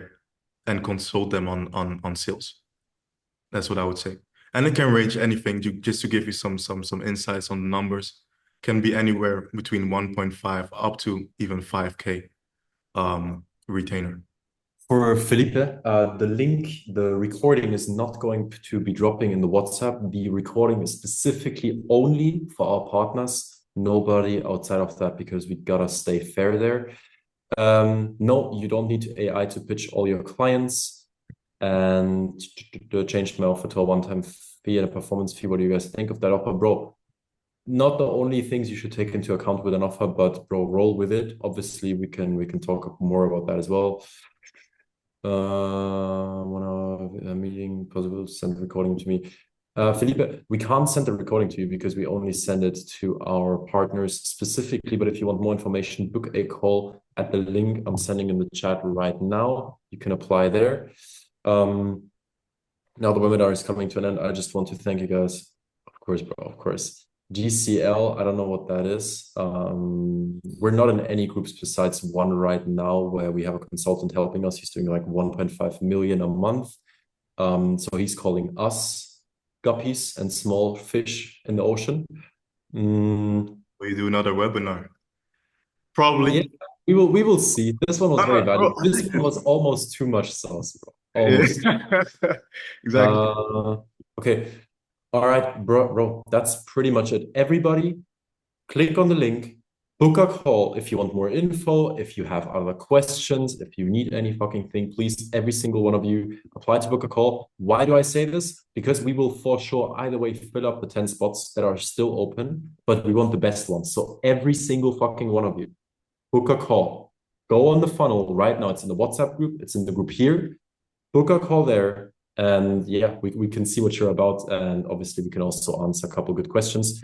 So that is good. Where else can you get sauce from if it's not in your, bro, it's in the inner circle. Like, you guys need to understand one thing. The stuff we shared on this webinar just now is 1% of what we share with our partners. This was the tip of the iceberg. If you guys think this was insane value and so much insight that you've never heard before, that's 1% of what we share in the inner circle and with our premium partners, okay? 50 spots will be there, another one. We will see. Right now we have 40 partners looking to fill it up to 50, and then we will see what we do. Maybe we just keep working with those 50 until every single one of them makes $1 million a month. We will see. Any podcasts you recommend besides All in Podcast and Knowledge Project? Bro, don't listen to too much podcasts. Rather, just take action. But those ones are good. You don't need more podcasts. Just listen to those when you're in the car. Exactly. Yeah, but sure. Like also like I'll be dropping gems, but not really for beginners, I would say, because right now on YouTube, like we have content coming up where the whole channel will be only dedicated to hitting $500,000 months, right? To attract the right people, right? Like I just talked about, creating the perfect clients that you want to work with. So it will only be dedicated for people that want to hit $500,000 a month.